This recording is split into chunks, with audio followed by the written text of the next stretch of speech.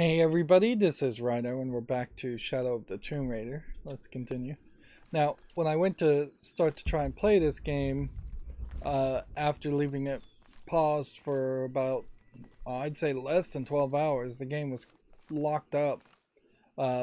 Could not close it, had to Control-Alt-Delete Task Manager it. So it seems like there might be a memory leak issue.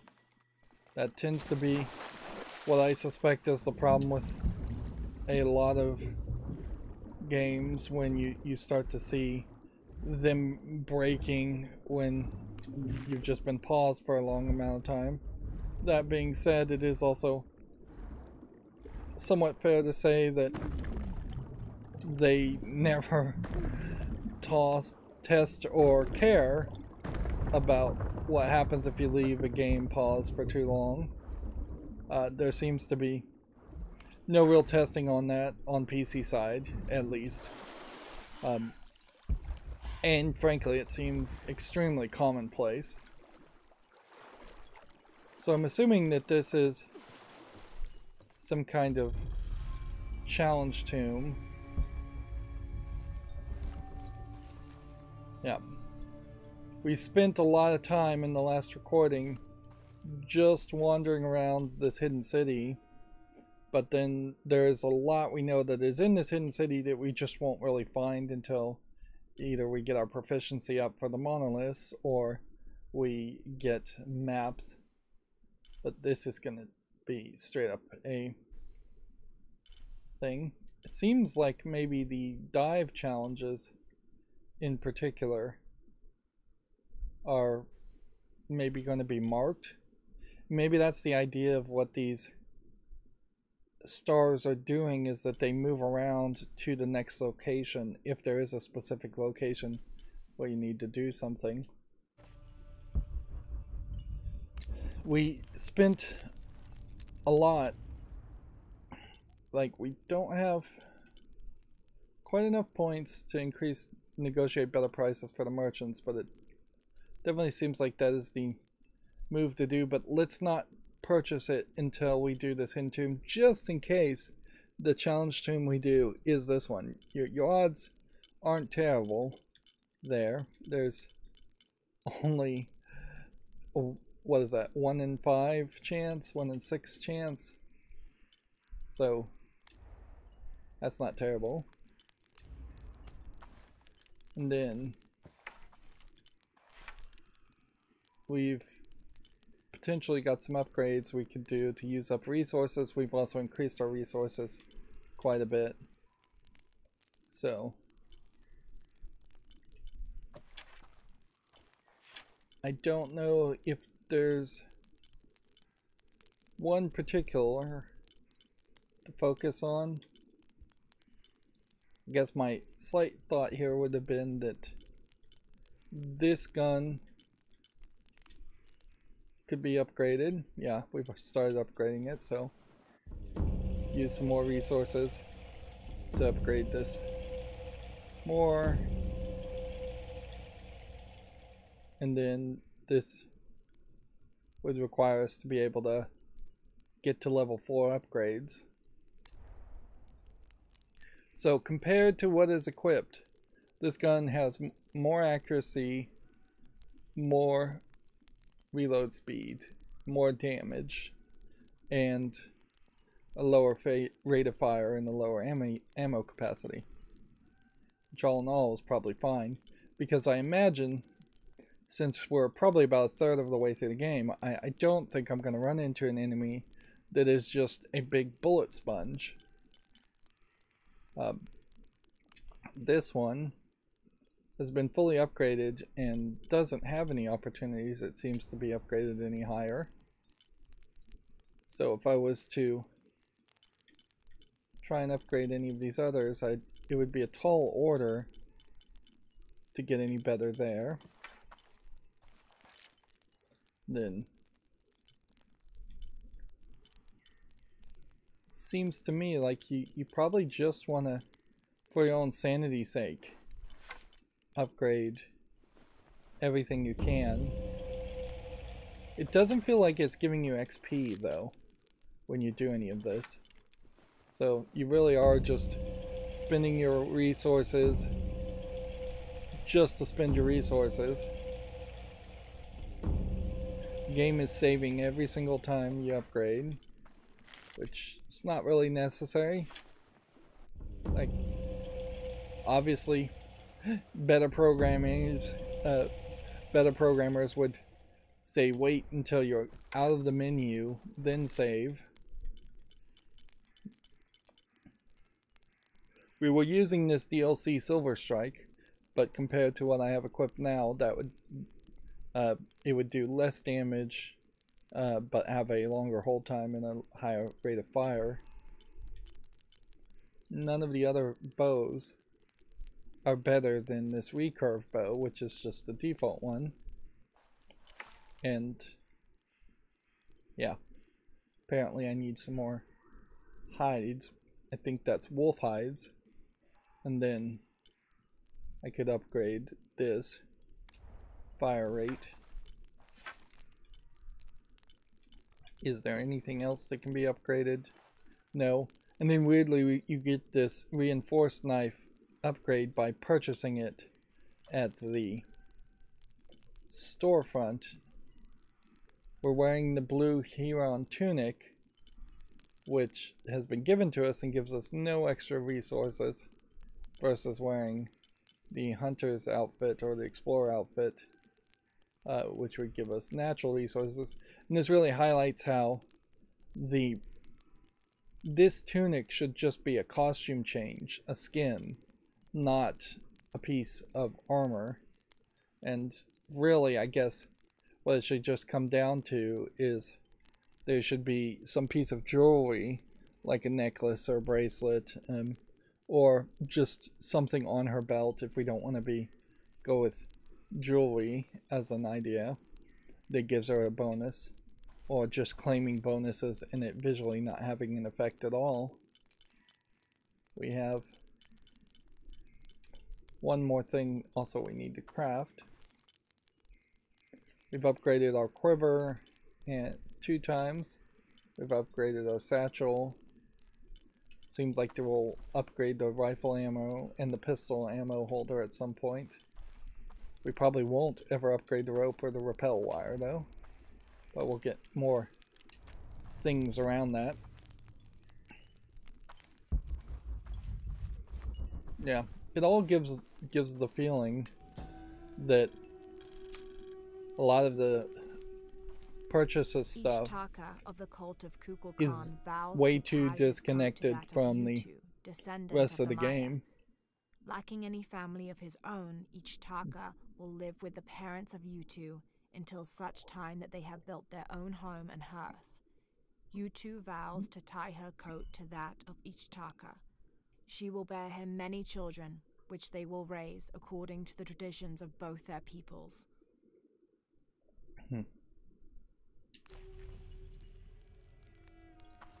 You know, it feels to me like in the first game, Lara Croft, as she calls herself a researcher instead of, I guess, just an archaeologist like Indiana Jones would call him. I'm also in a section where I can't draw my bows still. She's not commenting on the items she's finding. And that, in part, I think is why she comes off as having even less personality in this game than perhaps in the first one. They've made her a emotionless, leave the city at first light, empty shadow of herself. Well, for a terrible disease has spread across it. Dead and dying line the paths and choke the streams.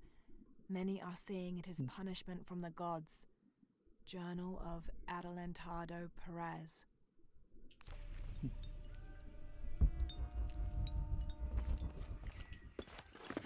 Very easy to miss this. I guess they really wanted you to find that journal. Here's, I think, a map. And so we can see the map has revealed a couple things, but not really enough, considering that There seems to be a massive amount of collectibles around here. I guess it mostly has revealed things that are right next to me.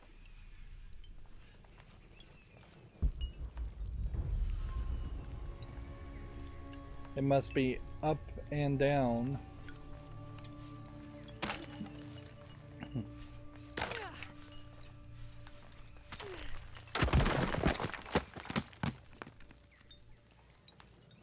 I have to really question what is the point of having us axe through a door and wall when we started the game with the ability to hiker axe through walls.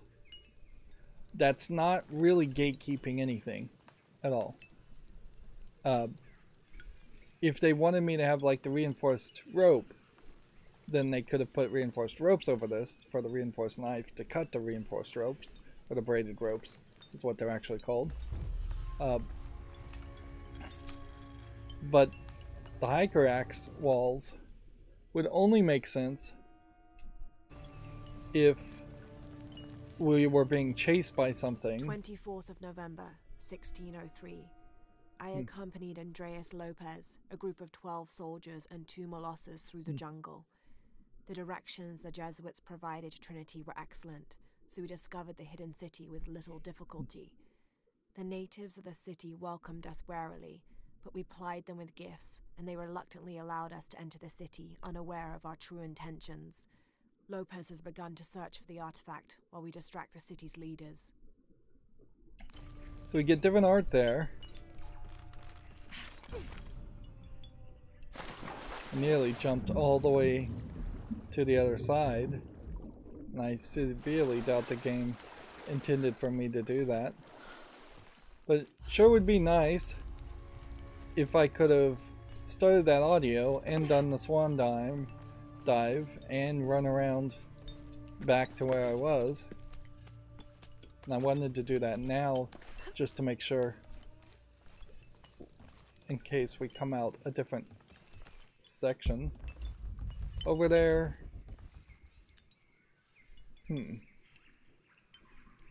Looks like there isn't anything there.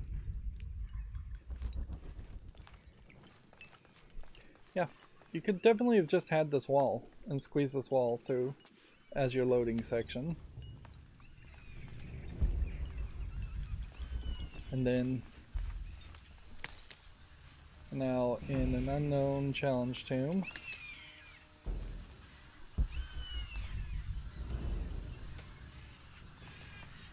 You can see something there, which probably means we'll go around.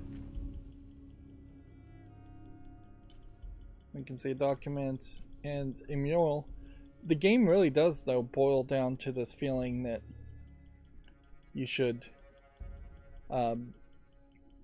not pay too much attention to the map, because there's so much verticality in it. You just don't know if the document is actually directly to my left or if it's directly to my left and several feet downward. Which, yeah.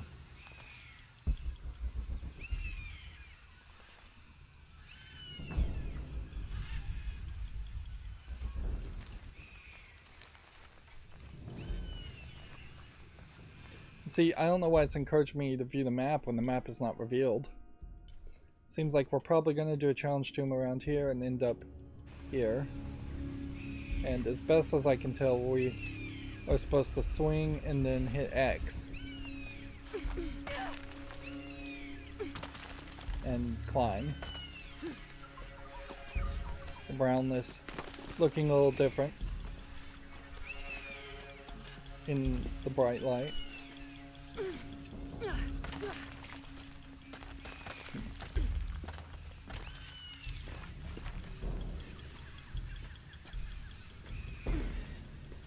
I have to say, I think part of the problem with the visuals of this game is interesting. I was not expecting to grab a ledge. I was expecting to press X and climb. That must be the temple I saw from the riverbanks. Yep.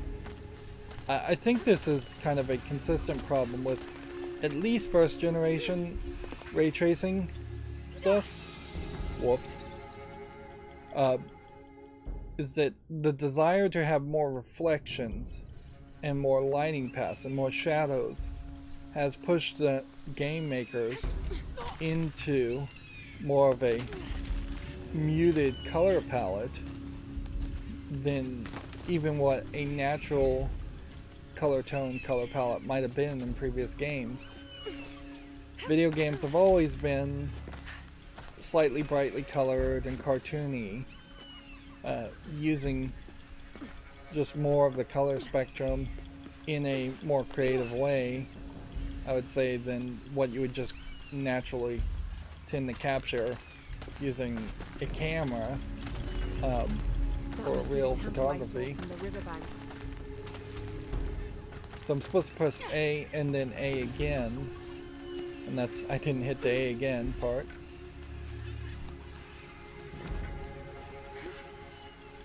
And that's a little off-putting that you just jumped off the edge there. But that is also an example of where you could have had more no going back sections like that, and eventually accommodated me to that idea, instead of having way too many sections where you just jump into the water and then that's the indicator that there's no turning back. Ironically here, if I jumped into the water I'd just die, and I wouldn't really blame a player if he did that.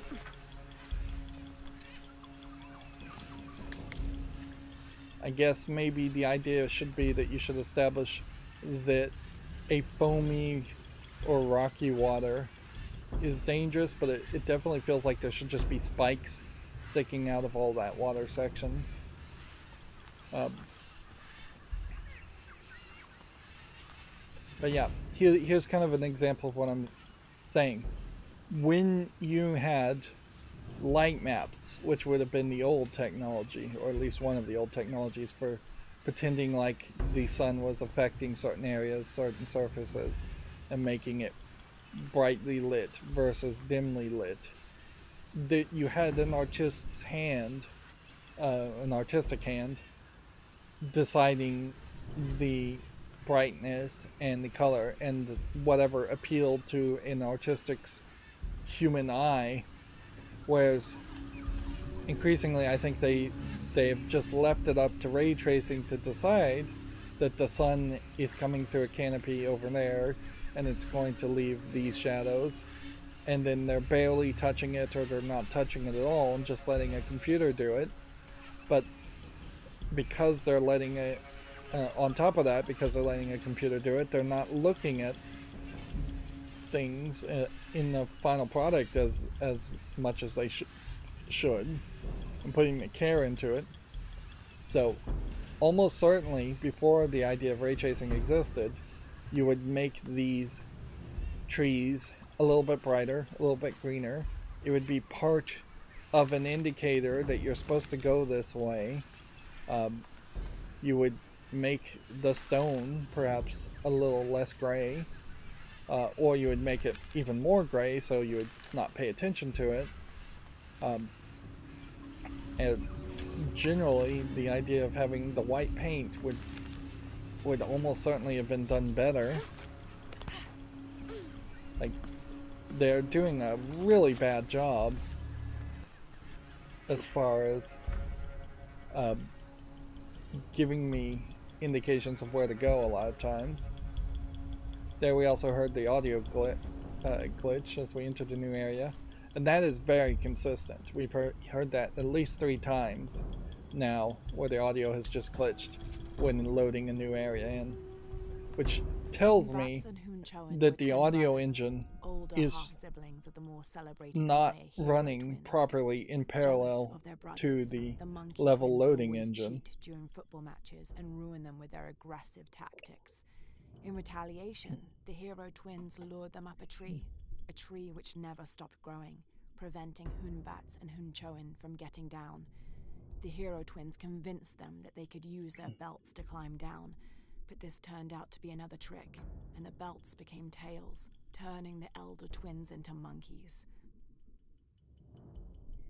It's interesting that they're mentioning football. I assume maybe that is supposed to be soccer. But honestly, I still think it's probably some primitive form of kicking a ball around like football. A football game, not the football game that everybody outside of the United States would call football. Or soccer for people in the United States. You also run into a problem, though, that Lara Croft may be calling soccer football, in that she really doesn't do a very good job of using any other right time. It looks British like the cultists terminology. were just here.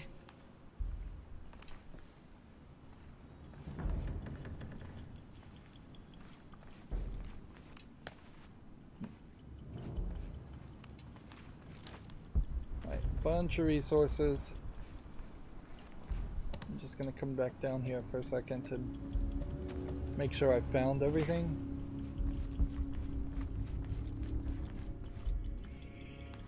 Seems like multiple times here we're going to open doors from the other side and loop back. It's really the same gimmick as far as level design over and over again. And more game-breaking Turn mirror dialogue. 1 to the left. Follow the beam of light to mirror 2. Direct mirror 2 across the chamber diagonally. Return to mirror 1. These seem to be instructions of some kind, but I can't make out the rest. So that definitely seems like that's almost direct instructions as to how to solve whatever this major puzzle is over here. We're still nowhere close to this area, though, which is where I thought I was going.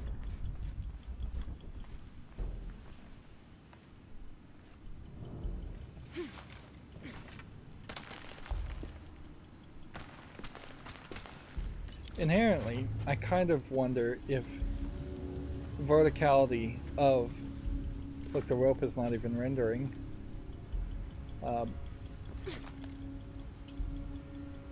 And I just relaunched this game too, and it's showing some major glitches.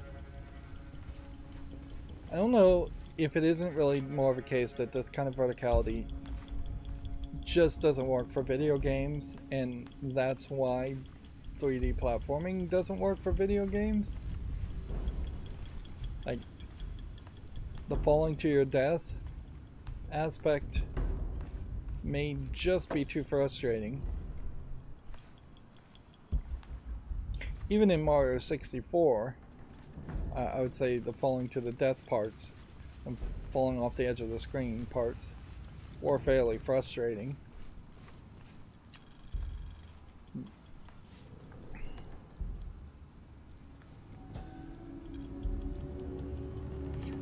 I think there's probably some verticality that works. 3 floors at max. Use his light to chase the shadows from your hearts and the city itself.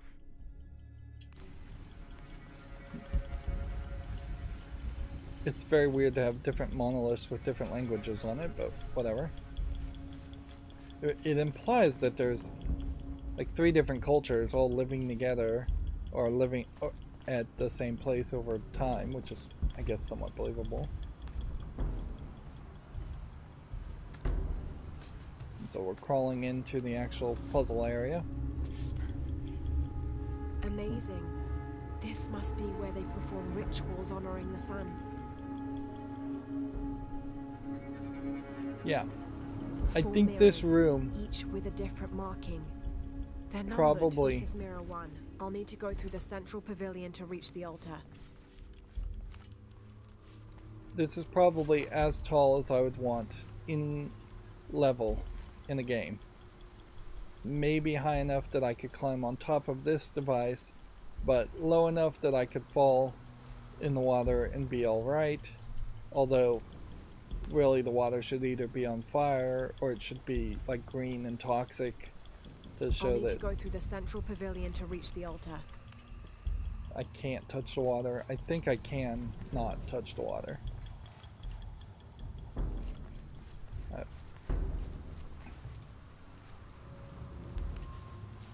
Seems like you're probably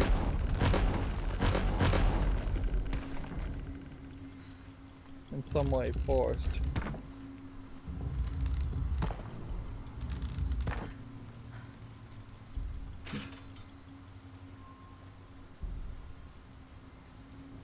Well, it seems like that works.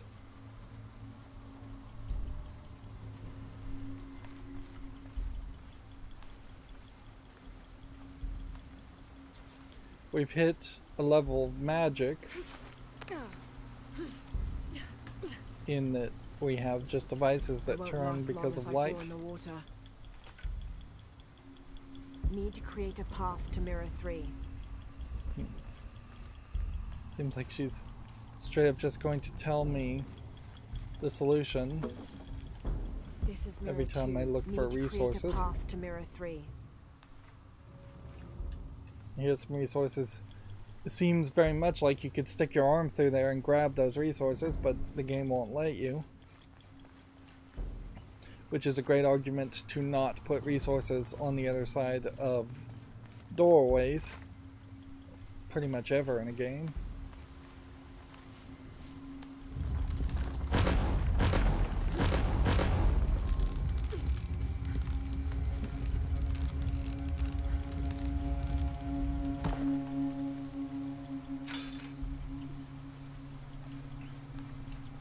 This definitely feels like one of these kinds of puzzles that there's very little you can actually do wrong.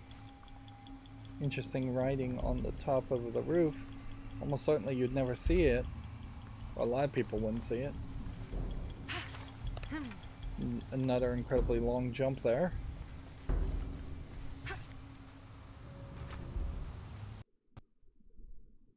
Okay. And there we just had the game crash on us.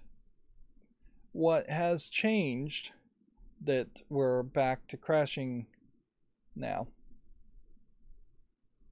We have been able to go many hours, many episodes with no crash to desktops. I don't think that I've changed any of my recording settings. I have resetted my computer, I think.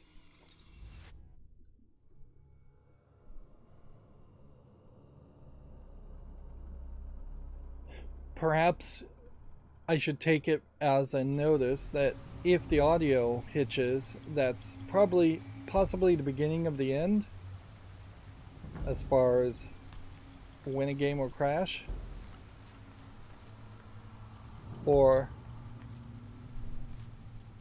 I mean, you gotta save when you walk through that area. So maybe that was a texture load crash.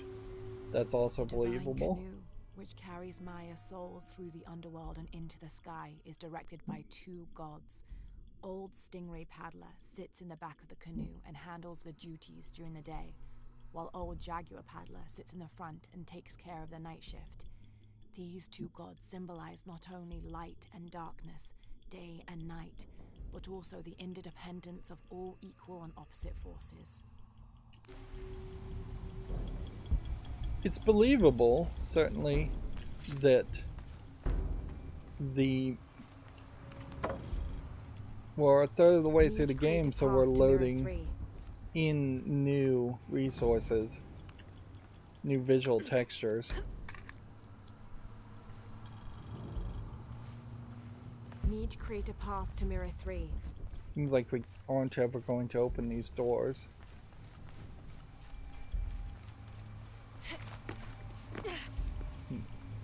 I think this might be the exit.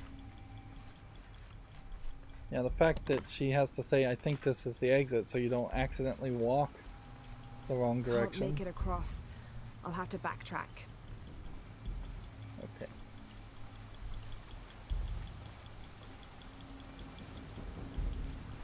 Am I supposed to be backtracking, or am I supposed to be jumping on this?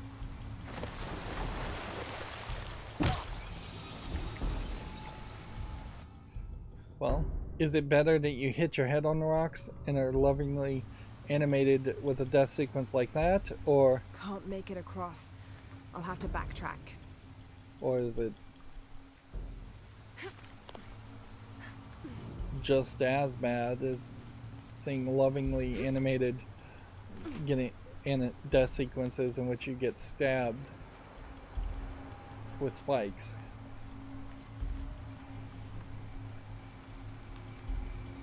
Alright. So it seems like going over there only served to let me pick up those resources. Incredibly long jumping.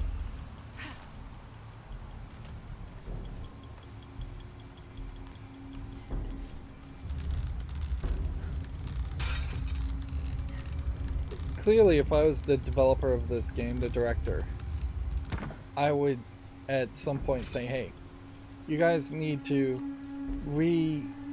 limit yourself in distance on jumps to a much more reasonable amount, or we need to storyline explain how Lara Croft has gained the power to leap way further than what a normal person should be able to leap, even an adventurer, because it looks very floaty in the animation.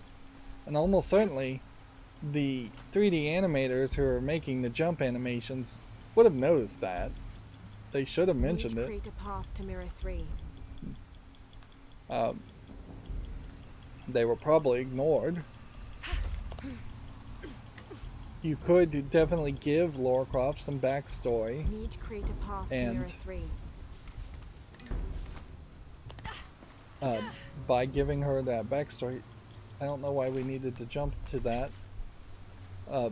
Have her 4 mirrors, in college be a They're numbered.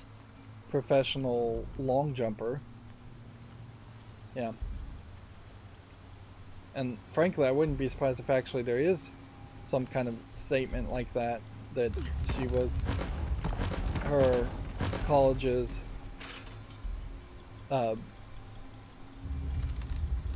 like gold-winning long jumper character. You would get the feeling that what you would do is have all these mirrors hit each other. It's interesting it can swim all the way back there.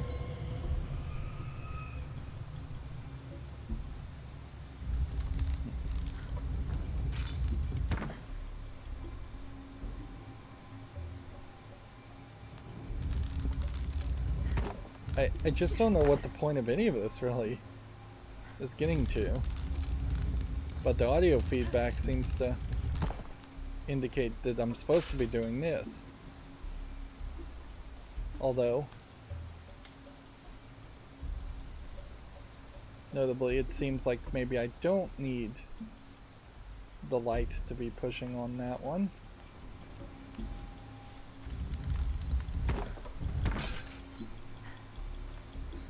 If I hit that one over there, that probably helps. Then hit this, and then climb over here.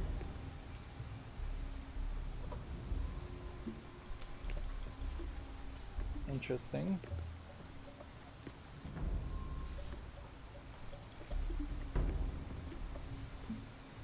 This doesn't make any sense.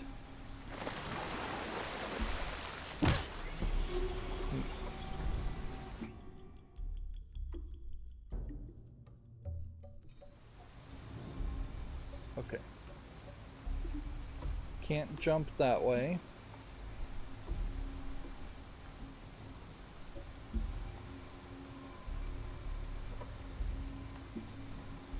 It kind of feels like what you should be pointing this to is the columns in the center.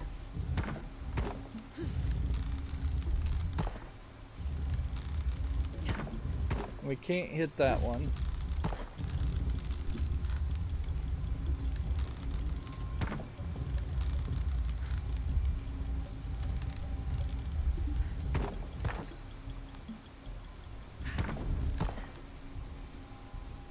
So this has got to be right. But I am particularly confused as to what the next part of this is. That is a very awkward side jump. I guess is maybe I stopped lighting something up that was blocking the direction. 4 mirrors, each with a different marking. They're numbered. This is mirror 1. Need to create a path to mirror 2.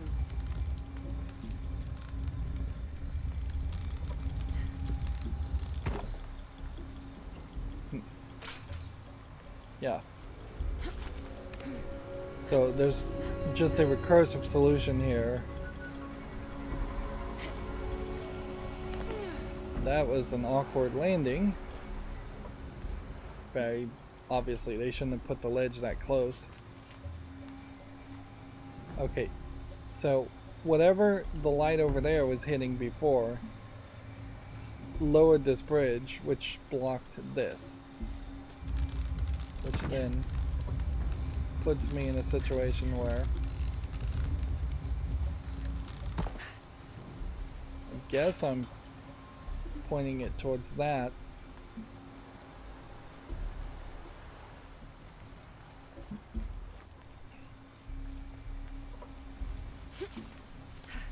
And I jumped very early there.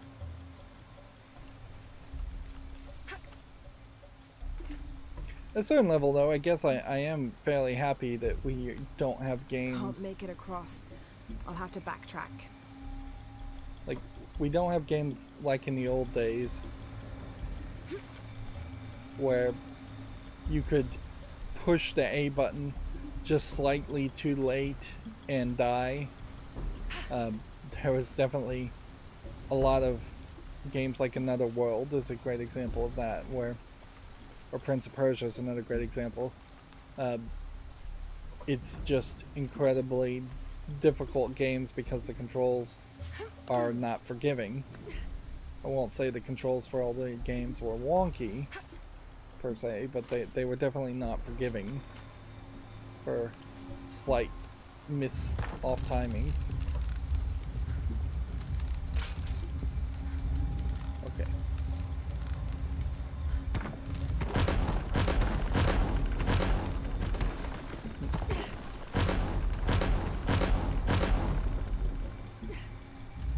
Interesting. So it goes up and it goes down.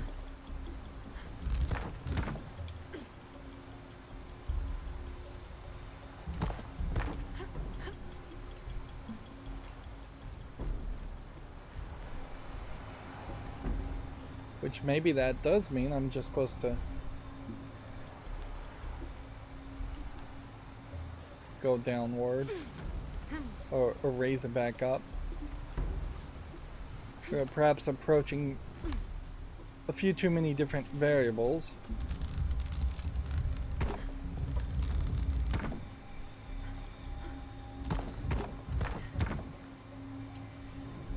Okay.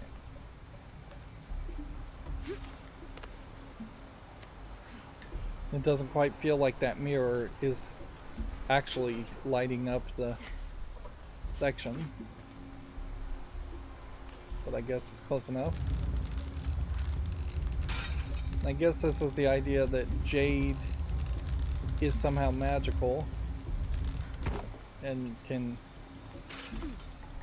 and this is what they were using the jade for.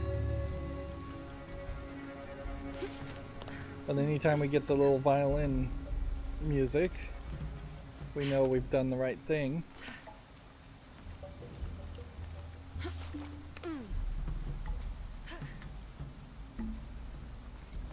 You're getting puzzling action here, so it seems like they do have some limitations on how far you can fall, or they want you to potentially figure out that if you just fell normally, you would die, or maybe they're just trying to give you some comfort to say this is the right direction, so you don't halfway through a jump get scared. I definitely would like to see more enemies in this game. Like, we're seeing very few of those. Shak was a very important god to the Maya. He taught them farming secrets and oversaw growing in the harvest. Generally, he was associated with all forms of fertility. He was also in charge of wind, lightning, and rain, which was caused by his tears. He was in charge of preserving springs, wells, streams, cenotes, and other sources of water. Like the aspects over which he presided, he was considered benevolent and caring, but unpredictable.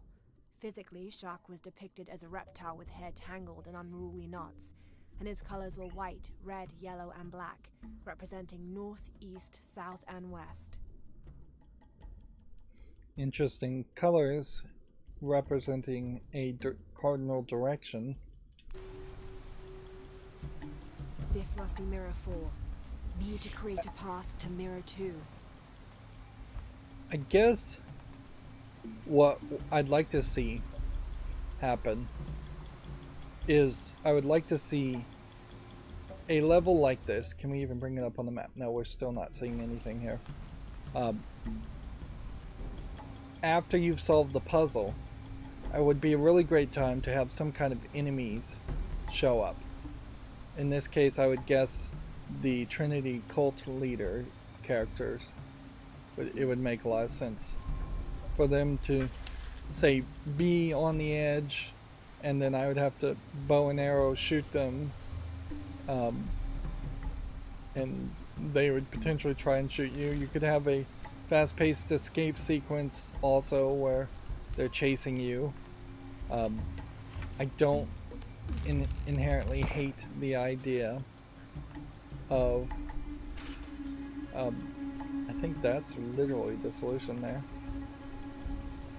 I don't hate the idea of Lara Croft realizing she's outgunned and running, since the only reason this game works in so many other ways is because she's outgunned and stealthing people.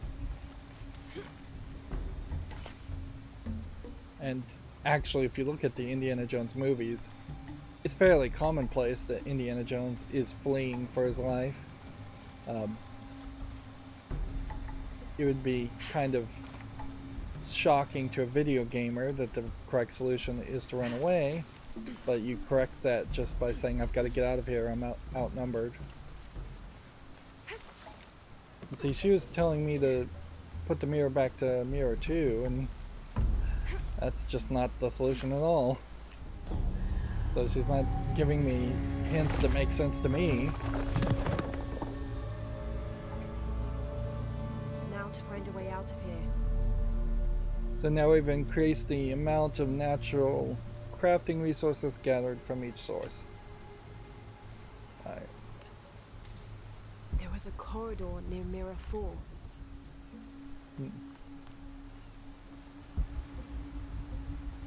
Just looking around to make sure I didn't miss any resources. So yeah, you get to this point, you could have somebody like jump down, rappel down from here, and be there shooting at you. You could have somebody coming through the doorway over there, and you could have people just on the edges to shoot, or to shoot at you, give you some tension. Oops, I pressed B button to put my bow away, and it instead scrambled forward. Awkward jumps. Yeah, it definitely isn't a solution to cover up how awkward the jumping animation is a lot of times, by having a stumble quick time event that just kind of highlights how that the jump was awkward. Now on this, I'm as zoomed in as I can be, and it looks like I've collected everything. But that was the entirety of that puzzle, was just tiny little squares. So whatever this is, which we must have to access later, and maybe that is just a doorway to indicate of a storyline barrier. This is going to be a much, much larger temple.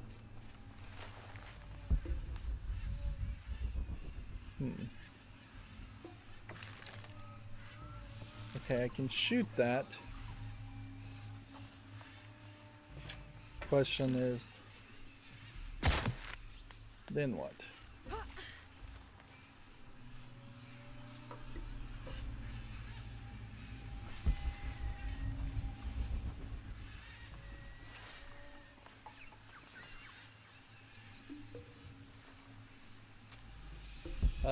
Game?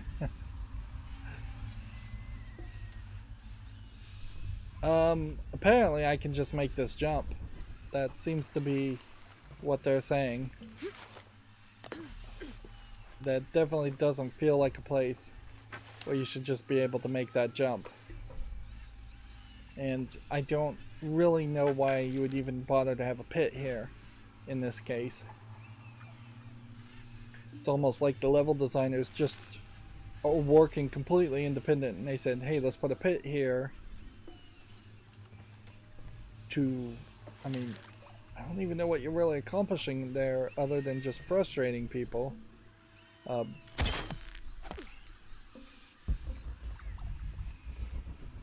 Yeah, giving a sequence in which you can die after you've accomplished a challenge tomb. I just don't get it.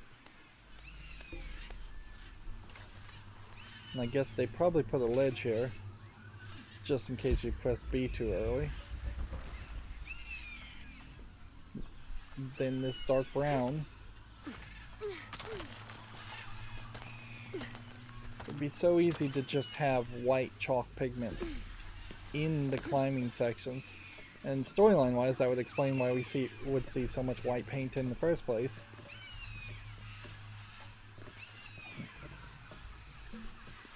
In other games, the green very possibly would have been the indicator of where to climb. There we have the physics on the rope once again breaking completely. And so you can see the edge of the rope is hanging down when it's supposed to be connected to the wall. And we're just seeing physics break left and right in this game.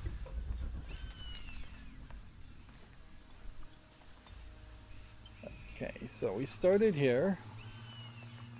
We're now exiting here.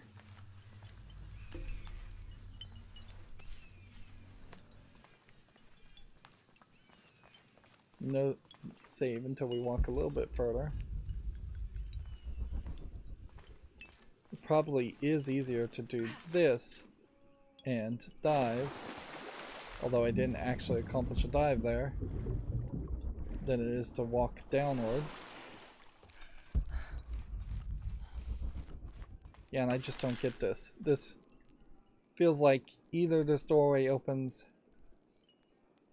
a different way, or we get some unlocking ability. If we do get an unlocking ability, then it does imply to me that there's not a great reason to be doing the tombs, challenge tombs, as we find them. Although, there's also not really a great reason to not do them. So I was hoping the challenge tomb we unlocked would have been this one, so we could have avoided purchasing this. But no such luck. Instead, the challenge tomb we unlocked would have been which one?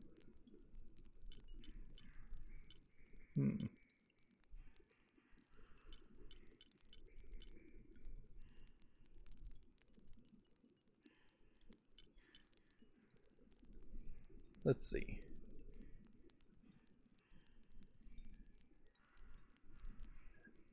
Increase the amount of natural crafting resources. It feels like this was the challenge tomb we unlocked. Here. And that's not going to help us much. Eagle sight for 1 point. 2 points for this, or just save our points for cheaper merchants.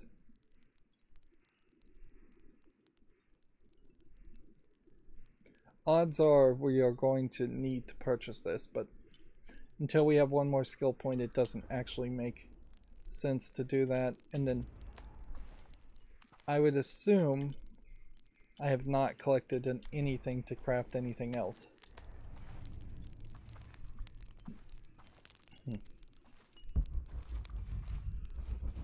Okay.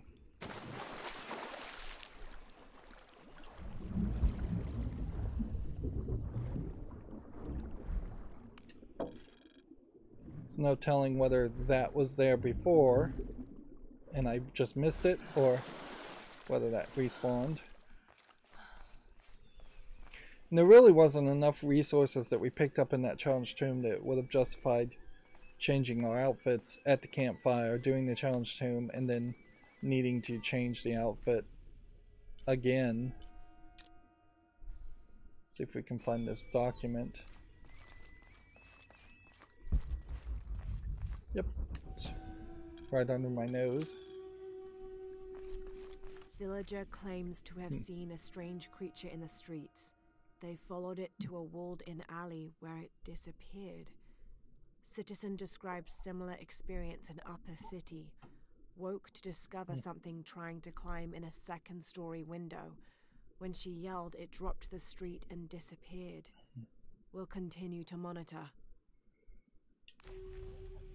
I think that very possibly is part of the missing dice that the little boy lost. Which, yeah. The other question certainly would be, can I read this monolith now? Because I think I may have increased my proficiency. Apparently I can. Something nearby. Canals bring water to the arid parts of the village, and they washed me away.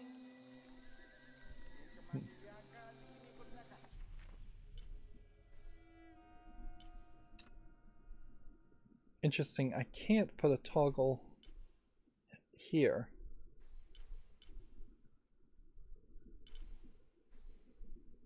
So there's something just this direction. I'm a little surprised I can even stand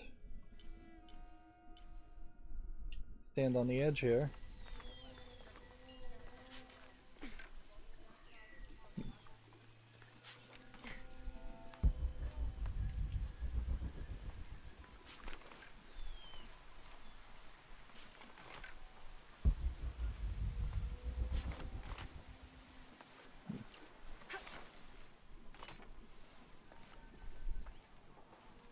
At last.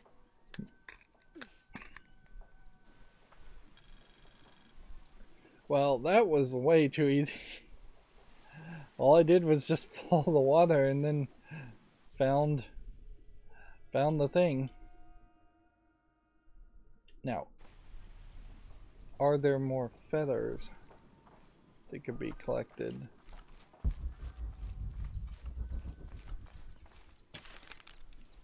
Why can I shoot something now? Interesting. I was locked into a village mode where I couldn't shoot things before. And now, I guess because I went to the tomb section, it broke me out of that cinematic no shooting mode. And so now I could theoretically just shoot this llama. Although, noticeably, you're not seeing the llama's heart, so it's not going to really encourage you to do that. I guess all these birds flying may be an indicator of where these condor feathers would be collected.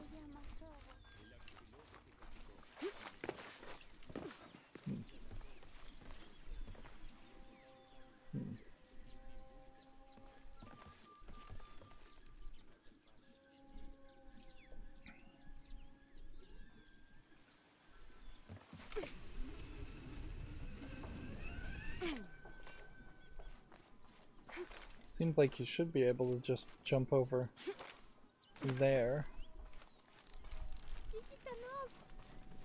I don't know if there's 100% guarantee that the condor feathers are even at high locations. They might be at lower locations. We know we seemed to find one here.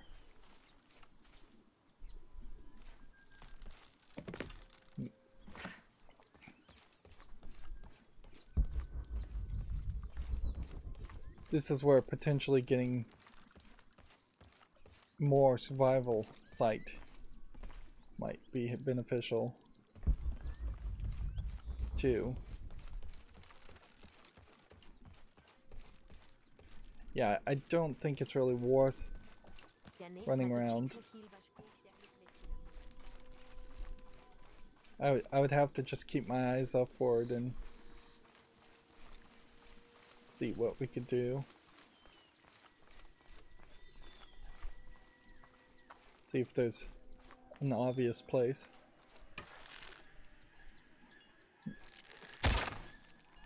And shooting that did nothing, which I don't find that super surprising.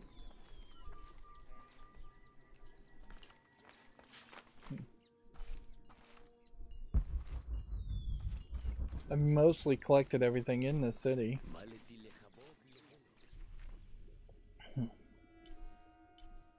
The move would be to go this way, find a mule, get some more experience points, still trying to grind that as much as possible.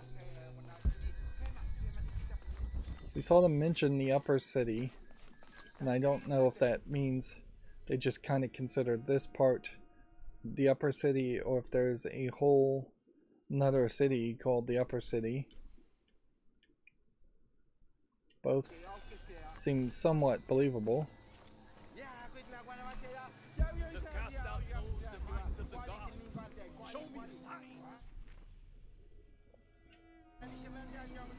And then I'm not sure that I haven't already just been down here.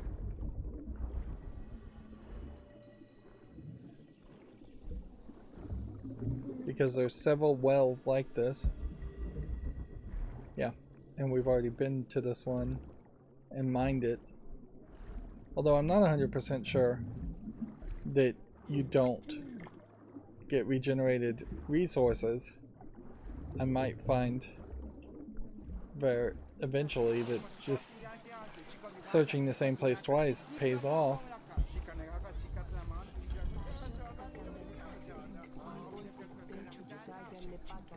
Alright, so we've discovered a monolith somewhere.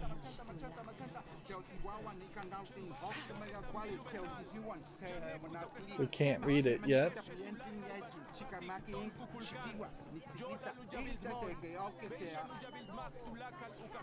And this is some kind of, I would assume, performance, religious service probably.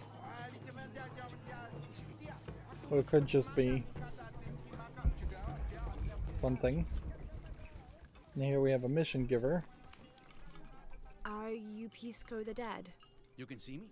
At last, Pisco is seen. Are you also dead, Ishiki? No. So you are Pisco the Dead?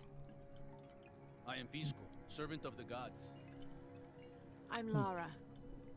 He just looks like everybody else. Nice name, Lara. Weird. You are not dead. Neither are you. Oh, but I am. As a child, I was to be sacrificed. I was brought to the mountain. The ritual was completed, but... But you survived. Only my body. I am dead to all my friends and family. I live by the offerings that are left for me. I met a boy who says Pisco stole his dice. Taki? He's the son of a very arrogant noble. He insisted we play a game. He lost. I don't have many things, but I won those dice fair and square. If you want, I'll play you for them. Do you want to play a game? What's the game? Talk to 5 people who have been cast out. Hear their wisdom and tell me why Taki lost, and I'll give you the dice. I can do that.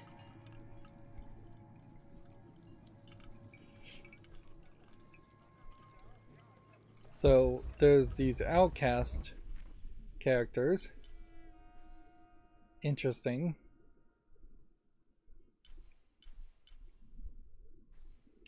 And he's not really dead.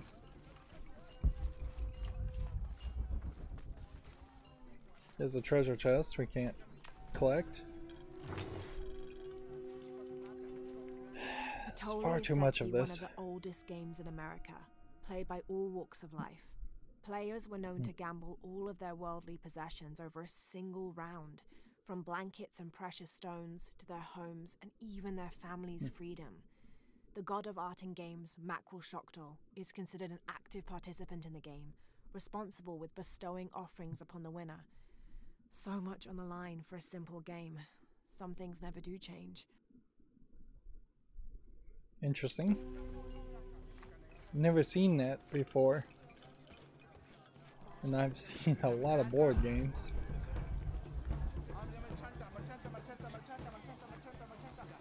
Although mostly I guess I've seen board games from modern time and mostly from the North America and European and the regions. Seen several Chinese games, an Asian game, board games.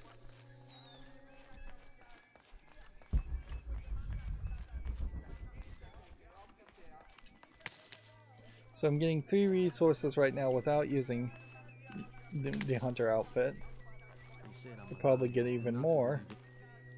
Hello, Pisco sent me. Ah, did he? Did you say you were cast out for lying? No, Ishiki. I was cast out for telling the truth. That was my mistake. What happened? Should I say I've never seen an outsider? If no one believes the truth, it never happened.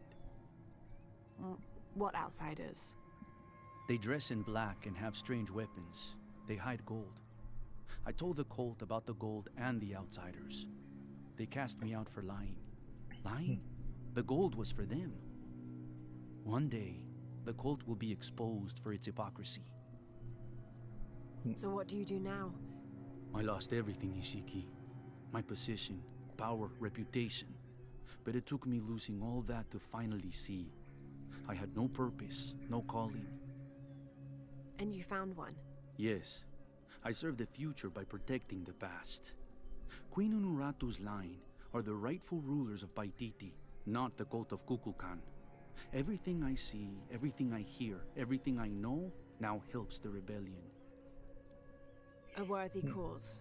I send people to steal the gold shipments the outsiders deliver from time to time. They never change the drop-off point. Sounds like you're making a difference in a lot of people's lives. Thank you for sharing. It was nice talking with you. You too, Ishiki. Why am I being called Ishiki? Let's address that first.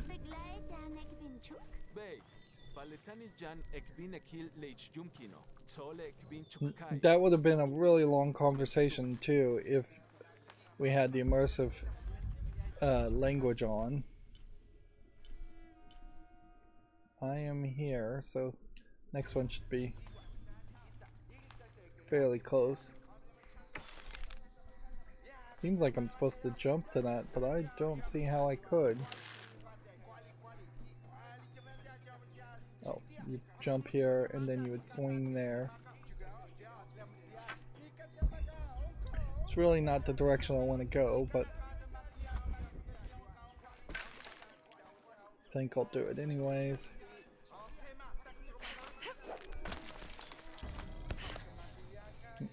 Yeah, that's what I thought, that there would be some challenges around that.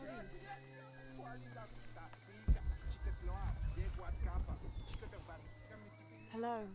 Hello, Ishiki. It's rare to see outsiders in the city. Pisco sent me to speak with you. Ah, Pisco. I like him. You've seen other outsiders? Only one. He was handsome, gentle, and kind. We were in love. But our love is forbidden. Outlawed by the cult of Kukulkan. That's awful. I'm sorry. I was sentenced to death. Tied to the cliffs and left to die. On the third day, I welcomed death. That's when he found me, the outsider. He freed me and treated my wounds. Who was he? I don't know his name. It's been many years, but I still hope to see him again. I often return to the cliffs, near the condor nests, and collect their feathers. They remind me of him. That's a remarkable story. Thank you for trusting me with it. Thank you for listening, Ishiki.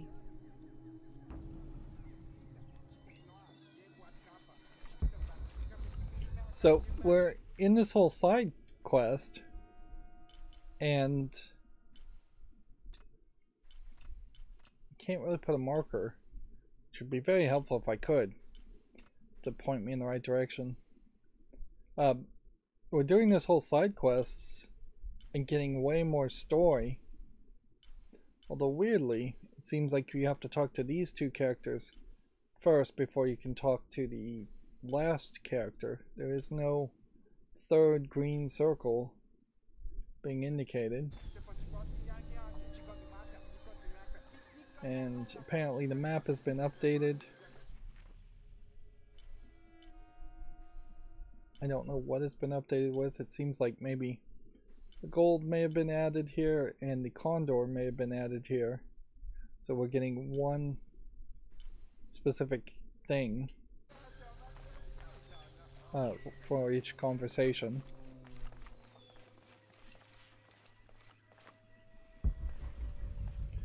And we're gonna lean heavily on just using the instincts to try and find green silhouetted characters that you can talk to. Although weirdly it does seem like I'm gonna have to go back into that whole section. I mean, there's no flat top roof on this building.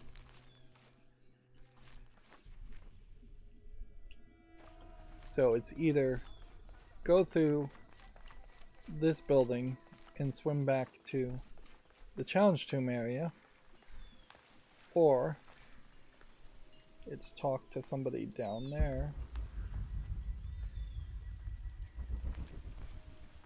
Let's go down this way and see, because at the very least this would be new territory to investigate.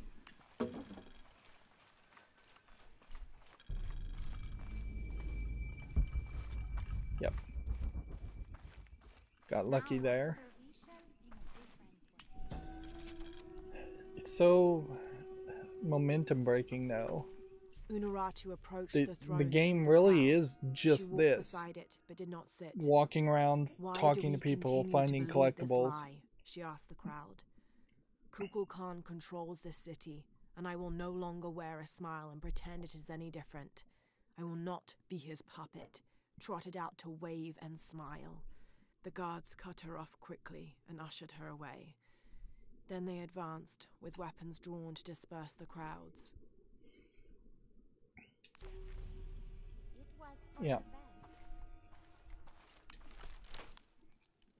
At a certain level, you might as well be making an educational game and just get rid of the action parts, or because they're so disconnected. But obviously that would not sell as well.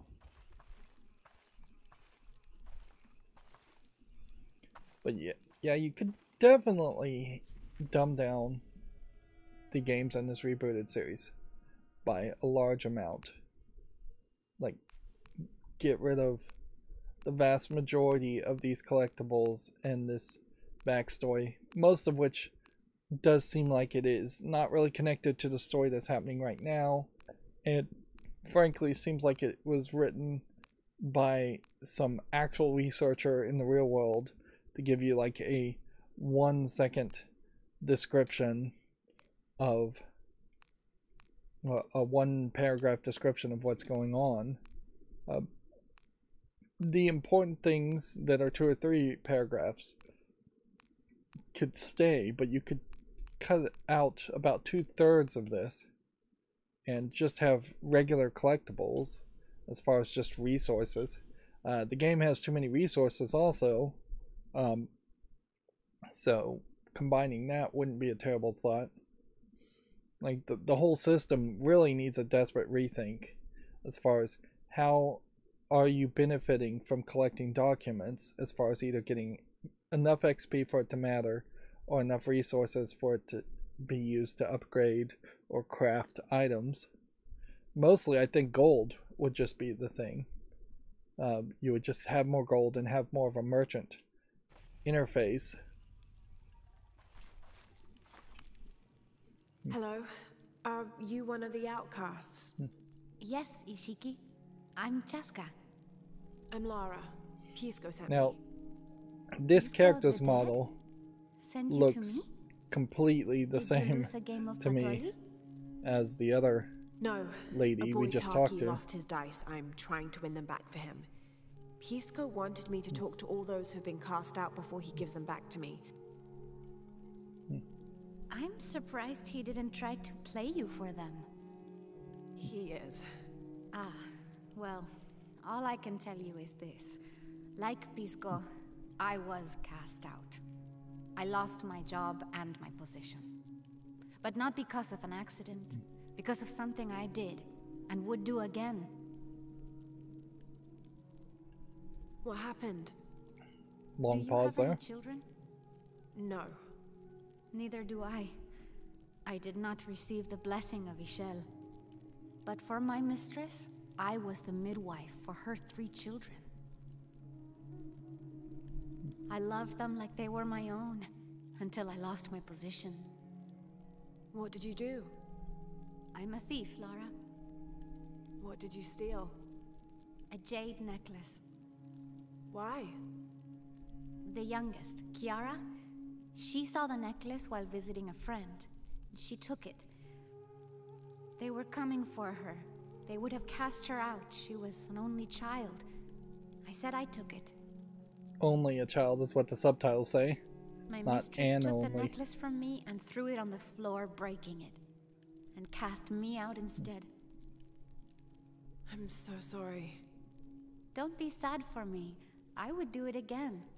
Kiara's learned her lesson and she has a good life. As for me, I serve Ishel now through my weaving, the way my mother taught me. And my Kiara comes to visit me sometimes.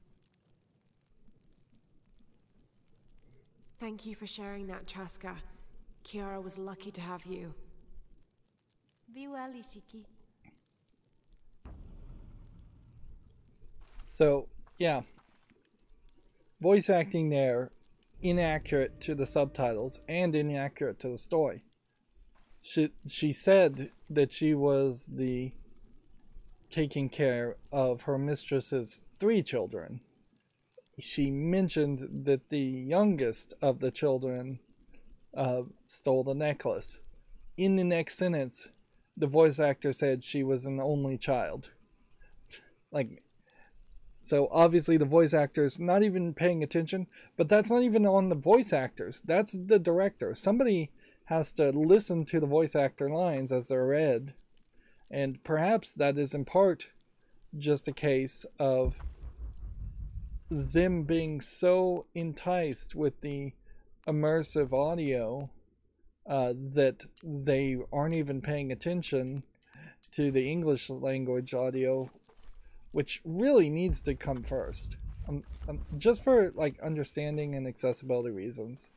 Like, it's too hard for most gamers to read subtitles and pay attention to what's being said as well as they can in their native language. See, that shows me where some jade is. The last one we can do right now is here. I find it also kind of interesting that she would encourage or allow the young girl to talk to an outcast, because almost certainly in any society, if somebody has been outcast, you talking to them would also get the person who's talking to them outcasted. Although, weirdly, if these are all outcasted people, they're not physically being outcasted from the hidden city. Maybe there's just some special considerations and that they can't have people from the hidden city leave, or that will expose the hidden city in general. But if anything, it's more like these characters should have some kind of like scarlet letter equivalent on them, some scar on their face or something on their clothing to indicate that they're an outcast. Like this guy here probably wouldn't be so close to her, but yeah. And weirdly, it seems like they have used the same model as far as faces. It all looks the same 3 times in a row here, and they've gone with a 3-to-2 ratio of male to females being Hello, outcast. Shiki. Beautiful animals, aren't they? Llamas, so gentle. Even the wild guanaco in the wilderness, they love to be petted. The gods approve.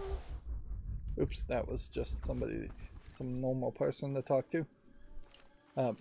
So I take back what I just said. Let's see. I'm too far. So I hear a little bit of a tingling here, but it may just be a wind chime.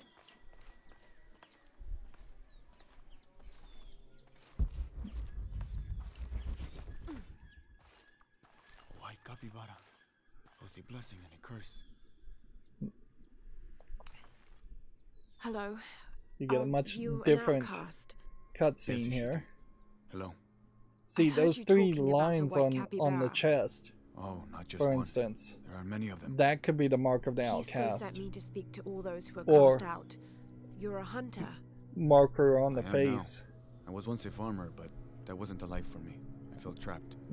Forced to live up to the duties Like- and expectations brought down by my family. I finally refused and went Frankly, my you own could way. just put a ridiculous amount of mud on them And and a make white them look capybara dirtier. was responsible. No, Ishiki. A herd of them. One night they assaulted my field, trampled everything, but I did nothing to stop them. I just watched. They gave me an idea. A herd of these capybara, all white. What if I could hunt them? What if I could finally get away from the fields? So you did it. Best decision I ever made. My father disowned me, gave the farm to my sister, but that's fine with me. I'm a hunter now. They call me Paimo the White. Thank you for the entertaining story, Paimo. Thank you, Ishiki. There's a weirdness in at least 2 of these stories, in that they're highlighting a level of independence that really just would not work in a hidden city or a small village like this. Yes, in any small city, almost anywhere, the younger people and the children hope to get out and go and do something different than what their parents are doing or what they've been raised to do. But to have this individualistic mentality is fairly unlikely for adults in these kinds of villages, because it takes the entire village to barely survive in most scenarios. So yeah, somebody wanting to be a hunter when they need a farmer doesn't help the village in the long run. Somebody dating an outsider doesn't really matter as much, but outsiders bring different ideas and perhaps disease, so you could see why villages would discourage that. There's a real unity way of thinking and doing things that tends to happen in small villages. And frankly, when you start to run the real numbers of just how, if I was to count every single body in this game, one person not pulling their weight, one person moving away would be a significant drain on the group, we have a visitor. on the society in the whole.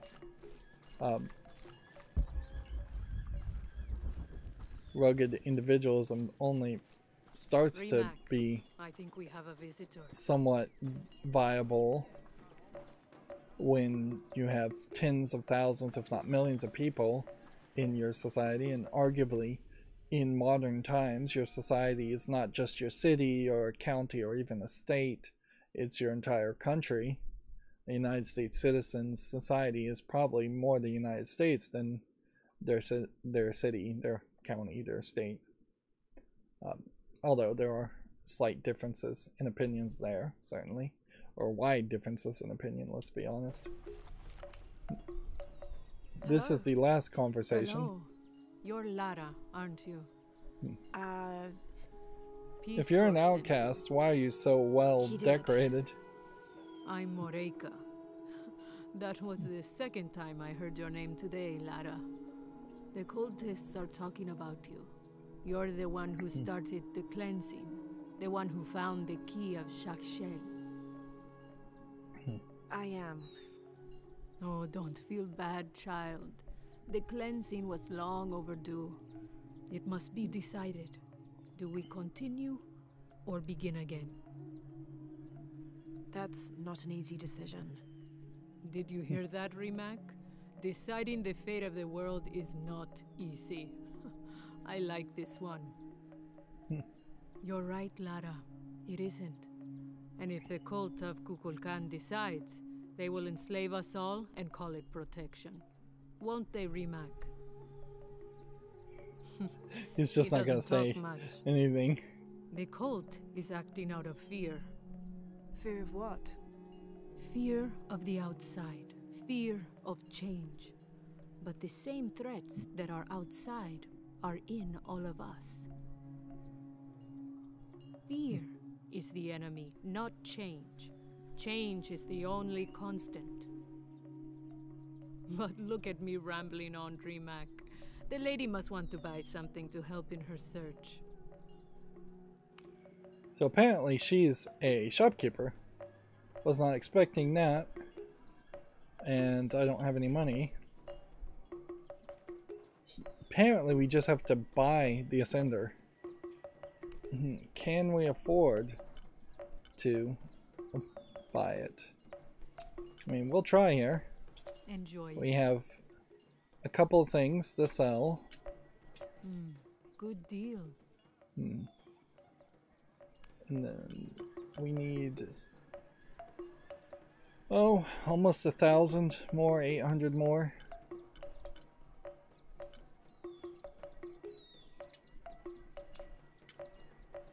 Thank you.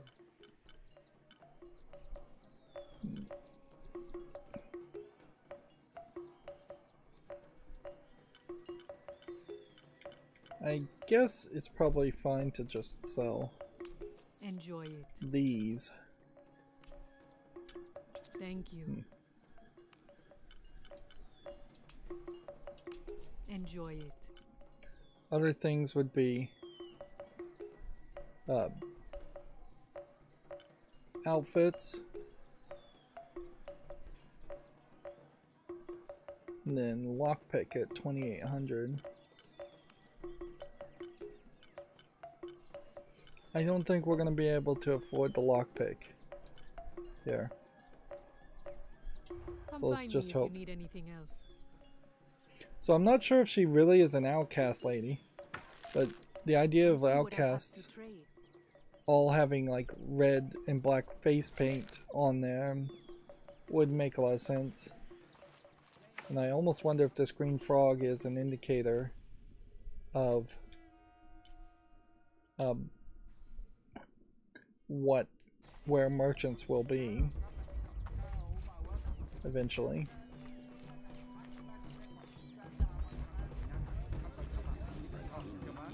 There's a lot of characters just dancing around and praying and sleeping, I guess. Some of that too. Does this indicate that somebody is sick? Is this a quarantine section? We almost are at the point where we get cheaper prices on the merchant.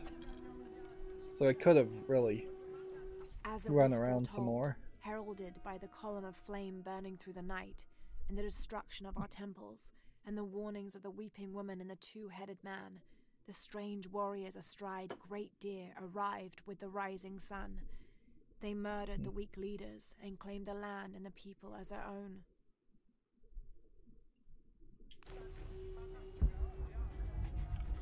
So,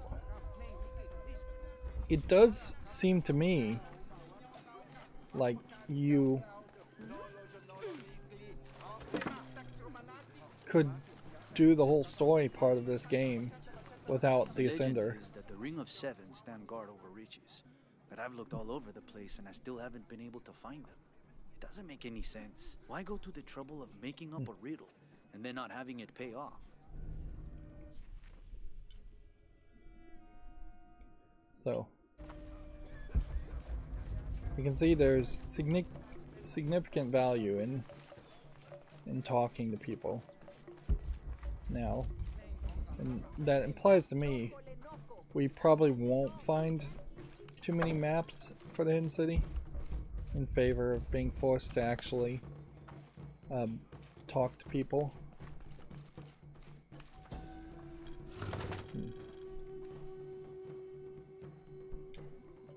The people of the Andes have been perfecting the art of weaving for thousands of years. This chuspas is a wonderful example. Woven of llama or alpaca hair and traditionally used to carry cocoa leaves, it clearly highlights the weaver's skill. Beautiful.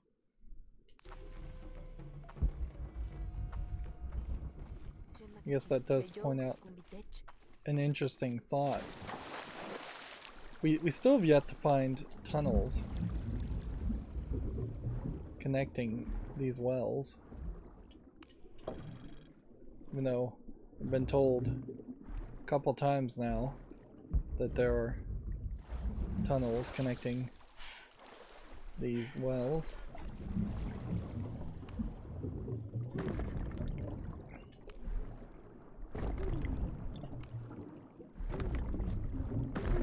Is it really necessary to make me hit the button 3 times?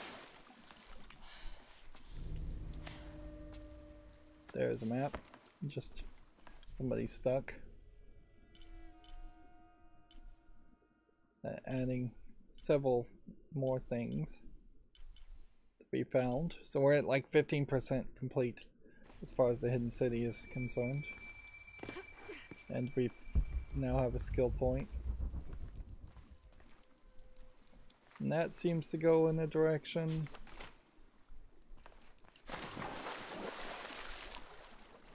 And this seems to go in the direction. We get everything in the water. Alright, we'll pick a direction then and we'll investigate how far that leads. That leads back outside.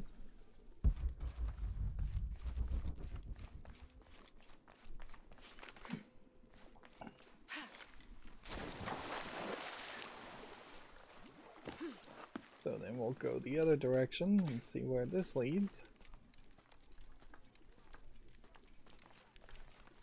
I was half suspecting that we might find an entire underground city in this. Doesn't seem like that's quite the case. A death mask. This jade mask would have been placed on a noble's corpse during It's his never funeral. really zooming The in artisans correctly. were reputedly able to create an almost exact likeness of the wearer. I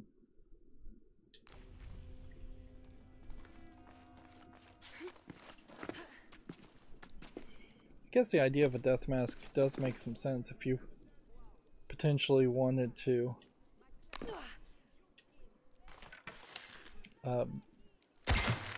remember what somebody looked like after a long enough amount of time. The decayed version of the real flesh and face would decay very quickly without embalming in particular.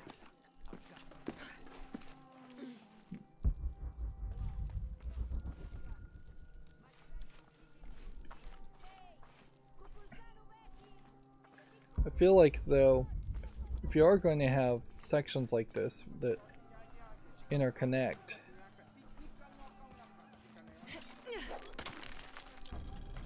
you probably should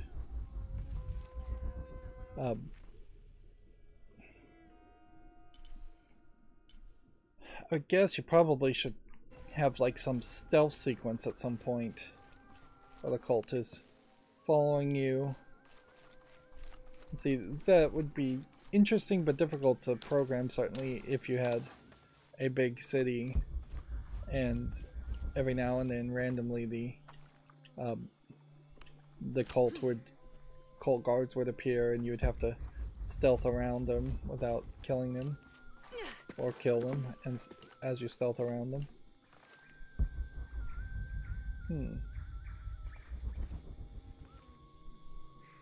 There's nothing up here. That's weird.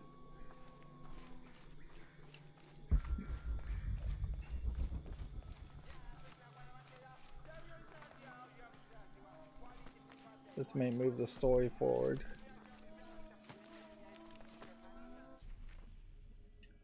We're not quite ready to do that. Whatever experience points I can get, I should try and grab. It is busy today. Kukulkan may have promised we'll thrive, but many make their own offerings.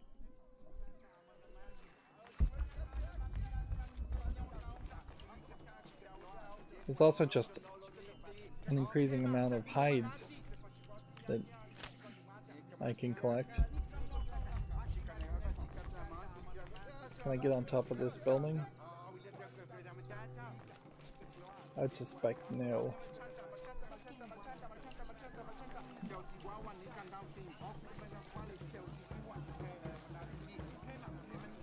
Pretty obviously though, if you hate this sequence, if you hate walking around, talking to people, finding collectibles and getting just read to, giving descriptions of the items you're finding, you would probably just run right through all of this and not spend any time on it. You've already spoken to them, haven't you? I have. But you still don't see it. They all had hope. You need to do better than that if you want to win the game, Lara. Hope is one thing, but all those who have been cast out have thrived in their new lives despite their circumstances. Even you, Pisco. Well, I am the best Batoli player Yeti has ever known. Not bad for a dead man. Not bad at all. So again, what did you learn? I learned that sacrifice can make your life better. That you shouldn't be constrained by the legacy of your family. You can find your own path. Love is stronger than death, and you need to believe in something greater than yourself. But ultimately, you can't control everything. It's what you make of your situation that defines you. Well said, Lara. You're sure you're not dead? Taki thinks he lost his dice because he was unlucky. But it's not the throw of the dice that wins the game. It's the skill of the player. I see that now. What did you think of Moreka, the outcast? She was expecting me. She seemed to know quite a bit about me. Ah, she knows a lot about everything, Ishiki. She has the most wondrous items in her shop. Artifacts known only to the gods. I saw. You were lucky you found her. She often travels outside of Paititi, gathering inventory.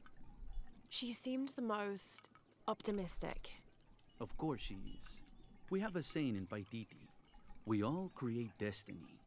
We don't choose our circumstances, only our actions. A lesson my friend Taki needs to learn. Well played. Thank you, Pisco. I'll bring the dice back to Taki. I'm really hating that these cutscenes often have what look like either shadows from fire or flies. Like, whatever these small particles are in the cutscenes, they're just visually distracting, even if they are accurate that there would be flies. Like, you generally just assume that flies can't be seen in a video game.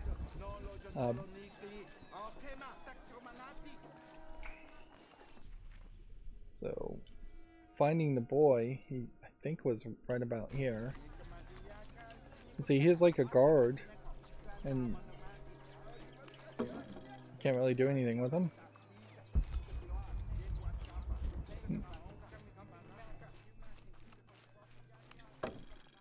I really don't know if that was the message I got from those stories. It definitely seemed like each of the stories could be open for interpretation too much, and I guess it gives some personality to Lara Croft in the sense that they're trying to develop Lara Croft as having a personality in this game, which is a good attempt to start with. But then there is also an element of a meta narrative here, in that they basically are asking I don't think anything could have prepared me for this place. they're asking people, the their player history, everything they've lived and who they are today. honestly, To hear him tell it, Amaru, Dominguez, Kukulkan only wants to keep Paititi safe. But I've seen the lengths he'll go to, the murder and cruelty. I have to stop him. the long pauses between each line of dialogue. Honestly, I think the meta narrative is probably much more a conversation with the publisher Square Enix and Crystal Dynamics, whether Square Enix wants to continue allowing for more of the Tomb Raider reboot games, or do they want to reboot the whole series again and potentially start all over. And personally, I think starting all over would make more sense. Like, once you introduce Shadow of the Tomb Raider as the title and introduce the idea that the world is ending, even if you did get the good ending at the end of this story, which we probably will, the idea of Lara Croft continuing her journeys after defeating Trinity, it'd be alright, but it'd feel a little wonky, because you're not going to be able to up the stakes very much, and you can't bring Trinity back. Yeah, well, you could bring them back, but they have to come back in a weakened state. So now we have 1 point extra to potentially spend, and I think this is obviously what you want to spend it on. If anything, I probably could just justify upgrading the remaining blue things, like 2 points here, 3 points there, 1 tomb here, 3 points here, and 3 points there. So basically, I think 11, maybe 13 skill points to go, and then we would fill in the secret path completely. On the other hand, it would also make some sense to upgrade weapons to the next level, even though we're not really using weapons, and potentially find some quality of life things that might help. Although mostly I'm looking for just increasing resources, and I don't know if there's anything left that would actually increase resources. As far as all of this goes, even though we have found some leather hides, doesn't seem like we have enough.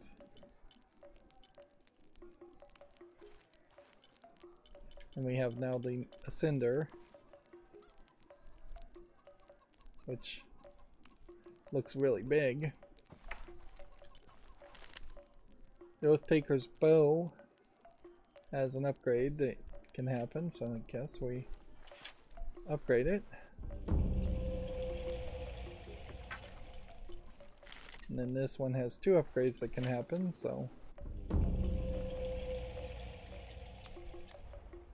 I used up the last of my resources.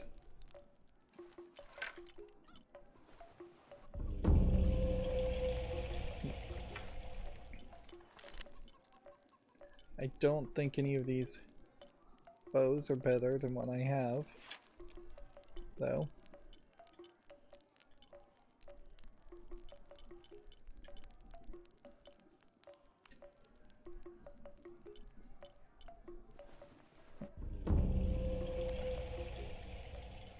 I may very well just be wasting resources at this level by doing all that, but whatever. I have not the most amount of faith that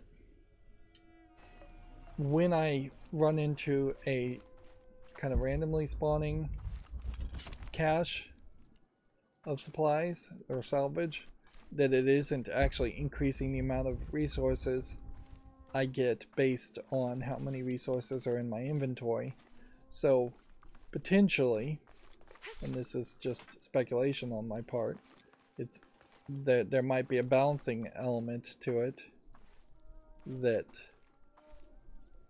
would encourage you or make it more efficient to spend your resources as fast as possible.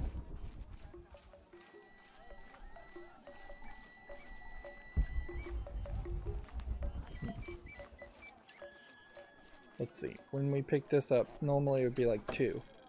I got 2 plus 1 plus 1. That seems to be about right, but I wouldn't be surprised if it's a little bit more. I make my way all the way over to him, and he tells me we can't barter. Said I had nothing he wanted. Oh, you talked to her. I think that's part of the problem that you're going to run into also. Interesting. I'm getting a vibration when walking here, and I suspect it's because of that. 1 plus 1 plus 2.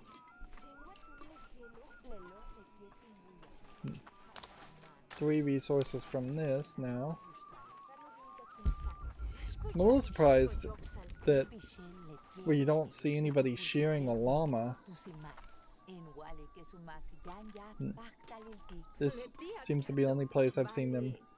I assume this is grinding some kind of grain to make a bread. Although the animation feels like it might have straight up come from a stripper pole animation where she's swinging her hips back and forth, which is probably not the way to do that. I think that would get painful after a short amount of time. Swinging your hips back and forth.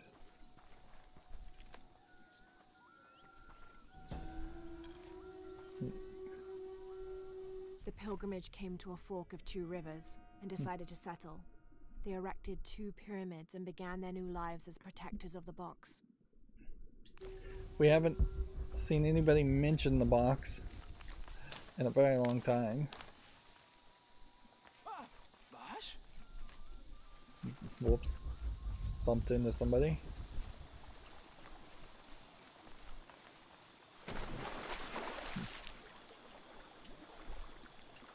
Interesting. It seems like you could dive, but it's not letting me dive.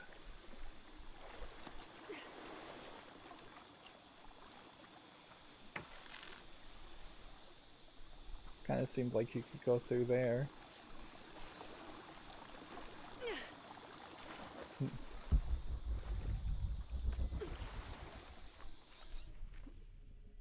And we've just been everywhere in this village, and still I know there's a lot more to do.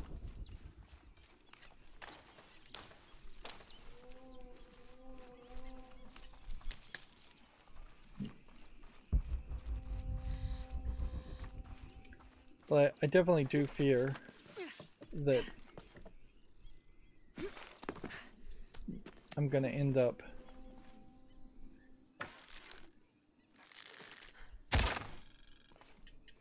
that one fell downward.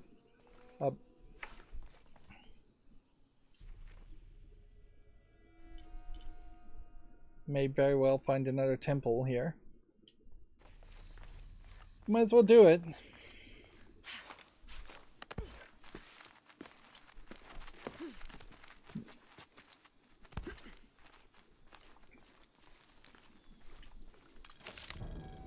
So that was the last of the challenge for the Condor.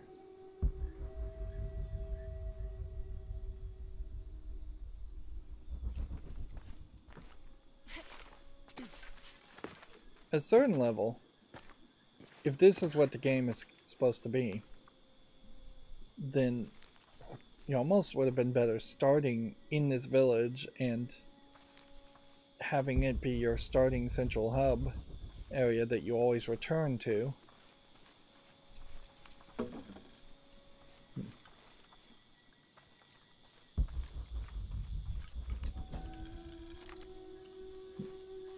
During a fierce battle, a man of two bloods throws down his weapons and, speaking with passions, convinces the other warriors to do the same.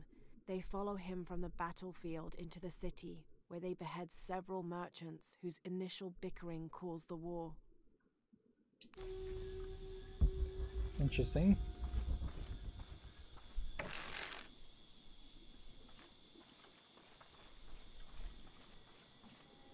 So this looks like this might be a dive spot to dive back in the water when we're done.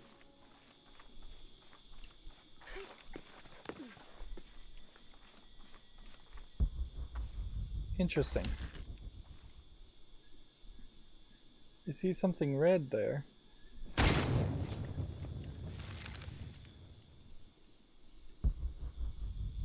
But from the looks of it, it's not ignitable. It's not shootable. I'm actually a little surprised that the fire arrow went through it.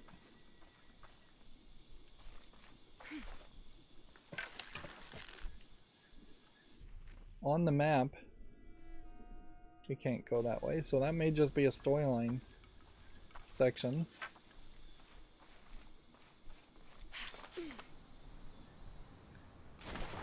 When we do these dives, it does seem to have a tendency to nearly have you jump all the way to the other side of the wall.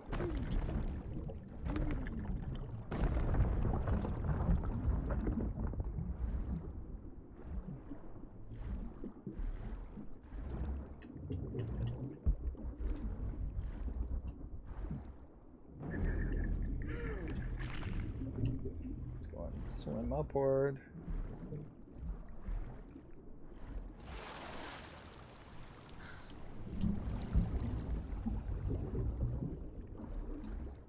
Not sure it's really worth it to pick up these flowers under the water.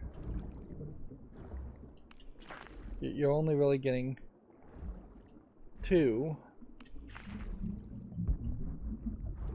It seems to be fairly consistent on that element too. There, I got 3. Really wouldn't blame a player for only picking up the salvage items and not picking up the flowers. Have we raised our proficiency enough to read this? Wasn't this a monolith before? Nope, that's a monolith over there. Yep. Can't figure out the dialect. I must be missing something.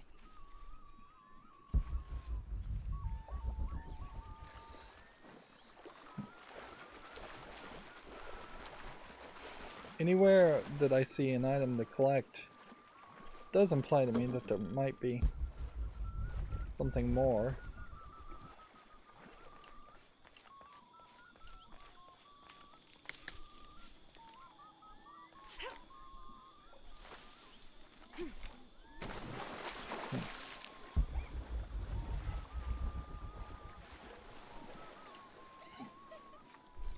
I'm kind of happy that it turned out that there wasn't a tomb on that side that I could engage with yet. Because that would have been a little bit too much. And here's the side quest character. I found your dice, Taki. Oh, thank you. Didn't you say Pisco stole your dice? Everyone knows Pisco steals. According to him, you wanted to play a game and you lost. He wouldn't let me play again. Just one more roll and I would have won. Pisco wanted you to know. It's not the throw of the dice that wins the game. It's the skill of the player. Now that I have my dice back, I can practice more. Thanks again, Ishiki.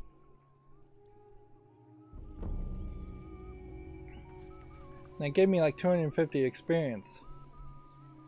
Interesting. Thanks again, Ishiki. I'm happy to have my dice back. I'm still confused as to at what point they started calling me Ishiki. Merchant here, survival cache here, monolith here. Let's see if we can grab the monolith, and then let's see if we can move the story forward even a little bit in this 2-hour experience. Now, we are back into a weird situation where the game has crashed again to the desktop, but it didn't consistently crash, so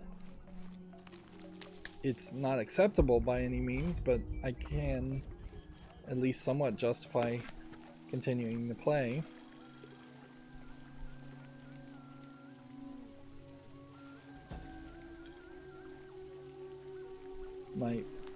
My question is always going to be, It's difficult to make will out. the next story People achievement settled show between a two significant rivers. drop-off They of weren't players? alone. However, these outsiders don't appear dangerous.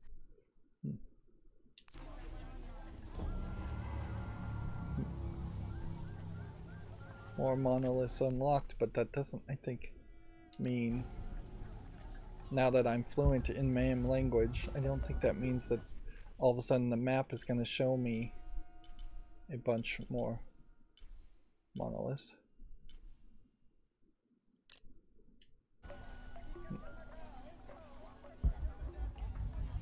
Yep.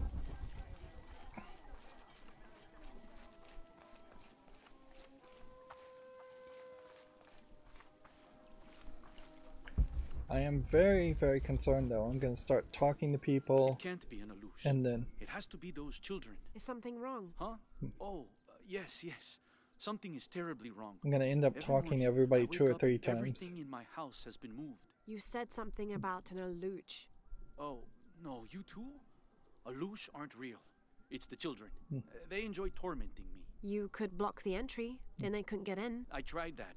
They still found a way in. Maybe I should just move.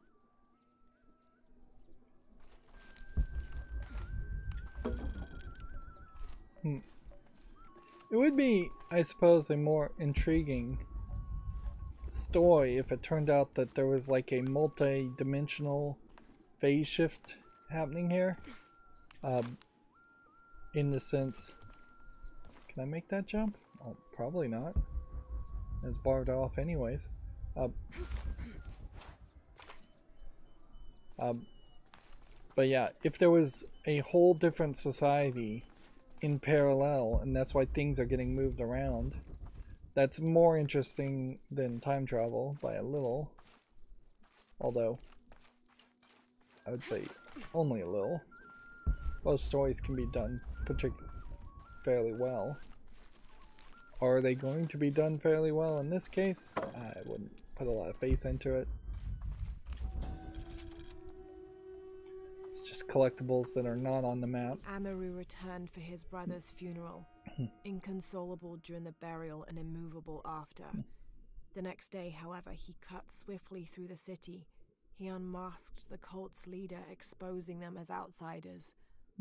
It is time for the people of Paititi to take control of their city, he said, holding a decapitated head in one hand and the bloody knife in the other. No longer will we bow to outsiders. Now, unless I'm mistaken, Amaru is the Dr. Dominguez character. So maybe something happened at some point. The All full up. Can't carry Dr. anymore. Dominguez character has taken over Trinity. Do you know what's missing in this city? Love. It used to drift on the air, like the scent of hibiscus. That scent went away when Unuratu's husband Sairi died. Theirs was an infectious love. Everywhere they went, they were locked in hand. They would shop the markets together on sunny days like today, and I could swear the stalls would brighten just a bit as they passed. I had never seen two people more in love. I hope that once all of this fighting is over, that the scent of hibiscus will return. One of the things that was a feature, and this is a great comparison to ray tracing, which is now the big hotness as far as NVIDIA features that then were quickly copied by AMD, and I don't know if ATI or Intel really have a ray tracing solution. But there was an NVIDIA, I think it was called Clothworks, and it was able to do higher amounts of rippling and cloth swaying in the wind like this. But interestingly, if your video card couldn't handle it, or if you lowered the video settings, the cloth often would completely disappear, or it would become extremely rigid and ugly looking. Noticeably, in this case, which may very well not be using NVIDIA Clothworks, which is fairly old technology, shooting through this did not tear it. And in other modern games, you may very well have cloths that tear. Let's just see if a fire arrow burns it. Nope.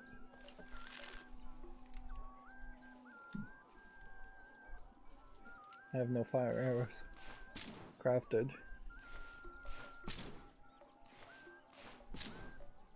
I don't know how many fire arrows we need, but nope, it doesn't do anything. This is probably an example of what the Clothworks disabled would look like, except for perhaps not so torn and tattered. And all these are nice little visual elements, but they kind of hamper the actual important stuff, as far as just you're wasting your GPU power on having cloth that most people just run by and not even pay attention to, which, I mean, that's fine in this village, but somebody was focused on that. Somebody bothered to animate the cloth and textures, and arguably one more skin on these characters, which the skins of the characters are fairly obviously procedurally generated. They made several heads, several different outfits, and really it seems like maybe 4 body types: a male, a female, a boy, and a girl.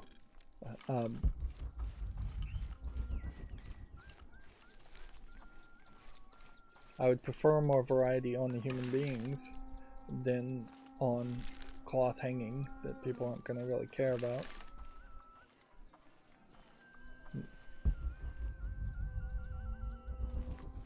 I also would prefer more of a focus around marking who I've talked to already,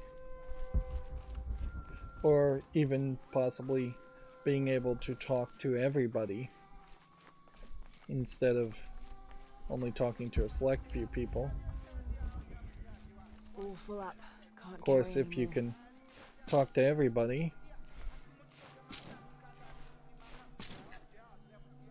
then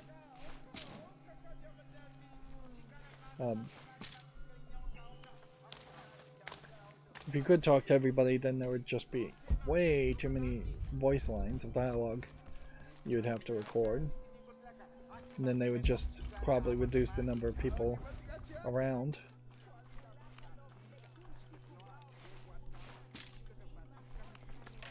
Probably need to just find a merchant to sell to.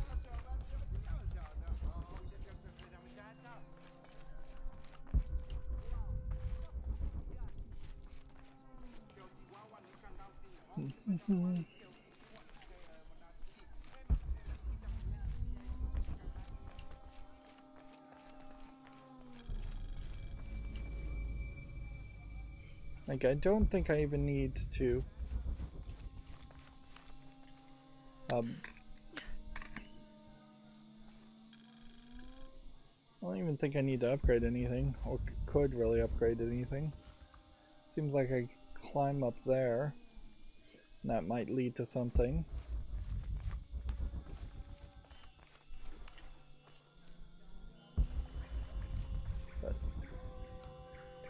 And I guess I kind of like the idea of a survival cache being right next to a fast travel thing, but honestly it doesn't have to be that close.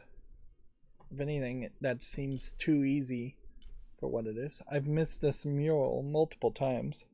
We were at about 5% complete in the city when we started this episode, and we have now gotten to 21% complete with anything with that, just really highlighting that we have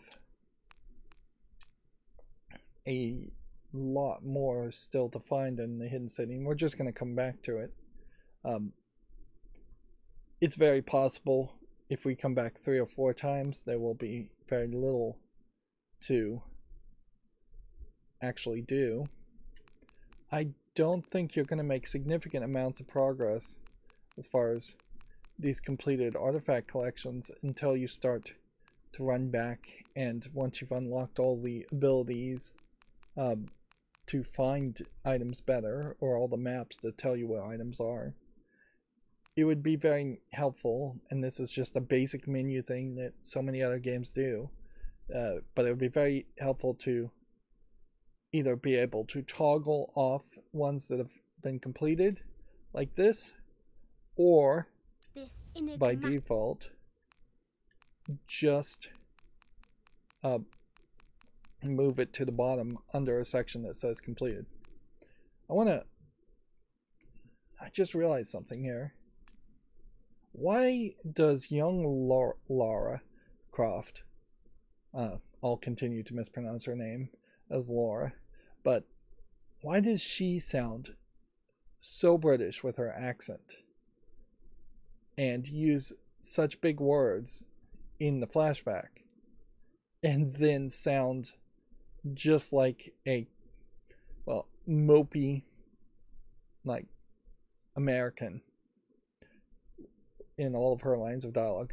She does come off very much in the adult voice acting as a little mopey, a little out of oxygen.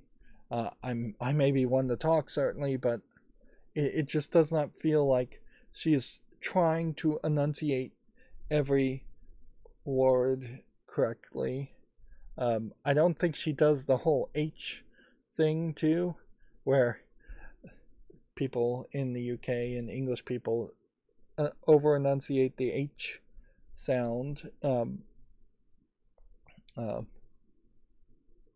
But yeah, just listen to this for a second. This enigmatic illustration, recovered from a cursed and empty mausoleum, might be what our brave adventurer needs to finally find the lost treasure of the White Queen. She's managed to decipher the ancient text and has found a series of clues. A set of coordinates, a giant bat, and a series of game pieces in a line. The intrepid Lara will have to figure out what they all mean. So, yeah, let's listen to that, and then let's find just a random one here and listen to how there's considerably fewer big words and considerably less British sounding voice acting. This is a little bit unusual. It shows herds of sheep, llamas, and goats. But one farmer wouldn't usually tend 3 distinct herds like this. That one llama, alone on the hill, that must be Urkachile, the Incan god who watches over animals. Urkachile was often depicted as a llama. This is a dedication from all the local herders to the one who protects their flocks, thanking Urkachile for the preservation of their livelihood. Yeah. That's frankly kind of a decent reading on that one. just to pick one random, but I don't know how you get from little girl Laura's voice acting to this. If anything, sadly, it just either needs to be explained away that she was sent to America and she lost all of her British accent by being raised in some kind of boarding school in America, which kind of is believable. Or they've just horribly miscast the flashback girl, which I definitely would have preferred. I think this is from when we walked the El Mimsha. I don't remember much, except for how spicy the bazaar smelled. Mom looks so happy. So does Dad. It's interesting they use mom, M-O-M there, instead of mum, too. M-U-M.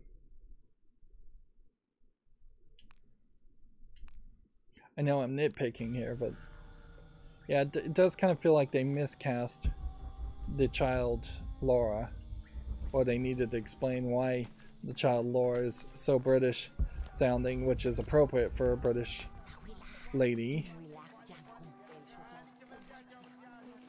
Did we already talk to this lady? It is busy today. Kukulkan may have promised we'll thrive. Yeah, we already talked to her. Okay, so we haven't talked to this guy.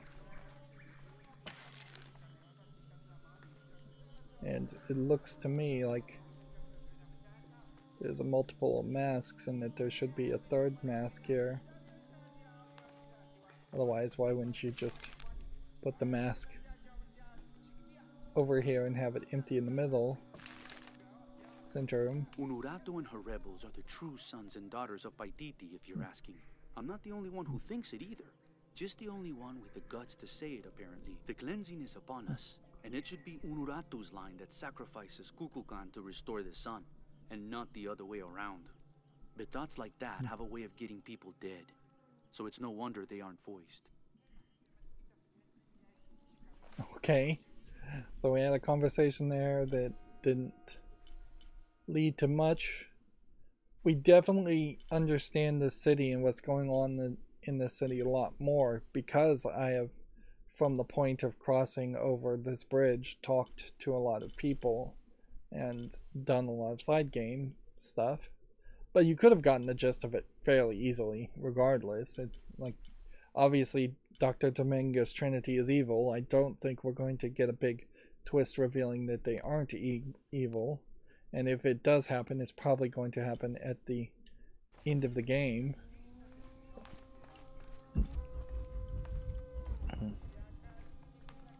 Where's my mother? She's settling matters between the guards and her Khan. What's it like outside Paititi? Well, a lot of things. It's a very big world. Bigger than Paititi? Bigger than 100 Paititis. What? Will you take me there? I think your mother might have something to say about that. What you're looking for is in there. How will I know when I found the right chamber? By the smell of death. If you survive, you can find your way back through the old irrigation system. I'll meet you there. Be careful. The cult often patrols there.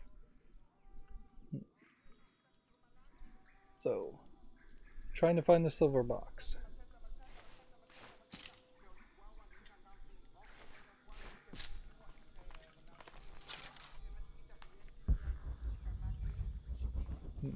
I may be wasting resources by not crafting enough arrows. I think I can hold about 60 of them now.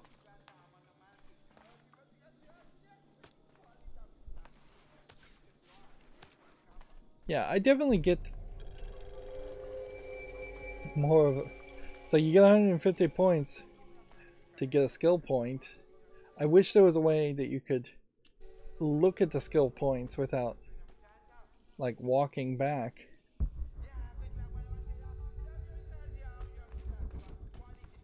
But yeah. It's really ridiculous that you can't even bring up your skill points even if you need to go to a fire base. Although I question why you need to go to a fire base in the first place to upgrade your skill points. It didn't even make a lot of sense in the first game. So, boost the proficiency of perception plants. We wouldn't really spend it on that. While on a branch, use a rope arrow to kill enemies and hide the corpse on the canopy. That might be the most useful thing at the moment to grab. Lure traps and poisons and things like that. There is, I guess, an argument to reducing the cost, since resources seem to play such a big role in this game, and being able to breathe underwater and increasing swimming speed would be a nice quality of life thing. Also, never slipping when grappling would be nice, but not really necessary. Reducing damage when falling from heights is probably not necessary. Resist damage for a short period of time might be the most practical thing. Next weapon upgrade is what we really should go with, though. Yeah. Maybe not spend any resources on crafting our items until we upgrade that, but save our points for that.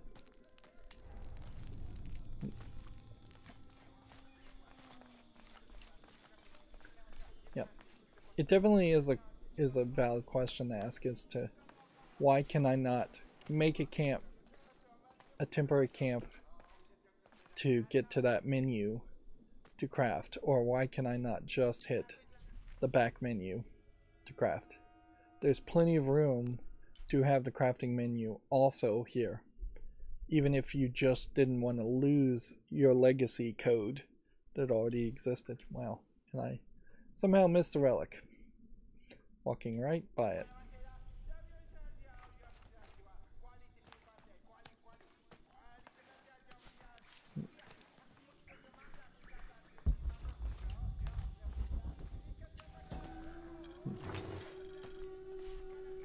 Arguably, boxes on the ground. Not a great way to see a relic. And I guess these are supposed to be capybaras. No, these are probably Yetis. Baby Yetis being mummified. Is that a phallic, like, penis of a Yeti? It looks like it is. Anatomically correct mummified Yeti. Skeletons. Interesting. Although weirdly, this then gets back to the same problem. Either somebody's done this as a joke and gotten away with it because nobody was paying attention, which I would believe. But it does get back to the problem of what reality would probably be in a hidden city like this, in that the females highly unlikely to be as covered up as this is. Almost certainly they would wander around topless like most African tribes and most characters who would be very close to the equator, where it would be incredibly hot.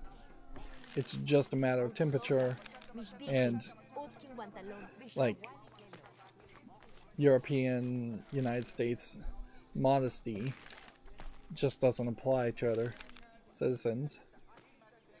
And yeah, there is just this very wide difference between what they're willing to show as far as the amount of skin on a male character in this village versus being completely covered up. And it's not like it would turn the game into the like Playboy penthouse if all of these old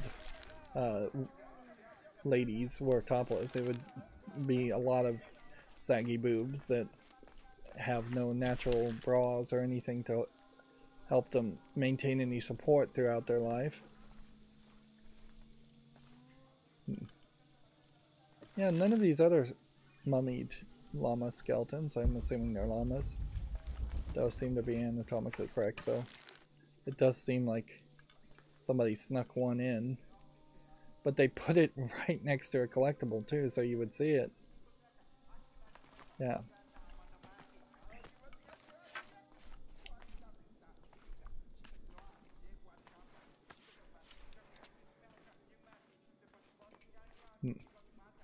You could definitely have put Lara Croft in a less modest outfit than this one too, and then that much would have echoed Indiana Jones and the Temple of Doom, where Willie Scott didn't want to eat the bugs and the monkey brain, and Indiana Jones is telling him, this is more food than they have seen in a week, you will eat it and be respectful and gracious.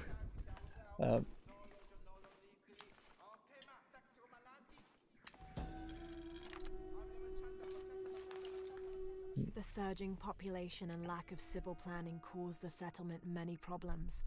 Farmers clear-cut jungle to use the fertile riverbanks for their crops, resulting in a devastating flood in the first heavy rains.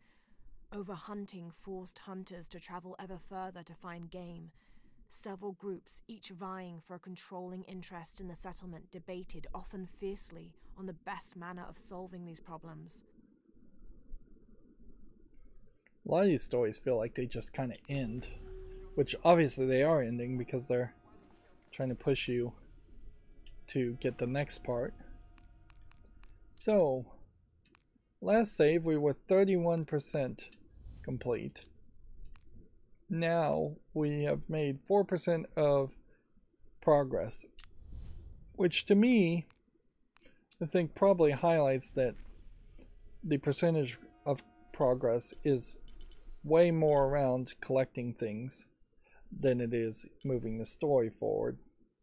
But that does create a scary situation in which we went from like about 5% to 20, let's just say 25% complete on the hidden city. So if 20% of the hidden city is 3% on the total collection, then that means there's actually a lot more map here and a lot more collectibles than I think, which I'm not sure I fully would enjoy that. It doesn't feel like unlockables and maps and things cross from different regions, but it does seem like there is this possibility of missions for the DLC to add even more content to play. And arguably this might be a situation where the DLC itself is just making the game longer in a bad way versus actually contributing content that makes it more interesting.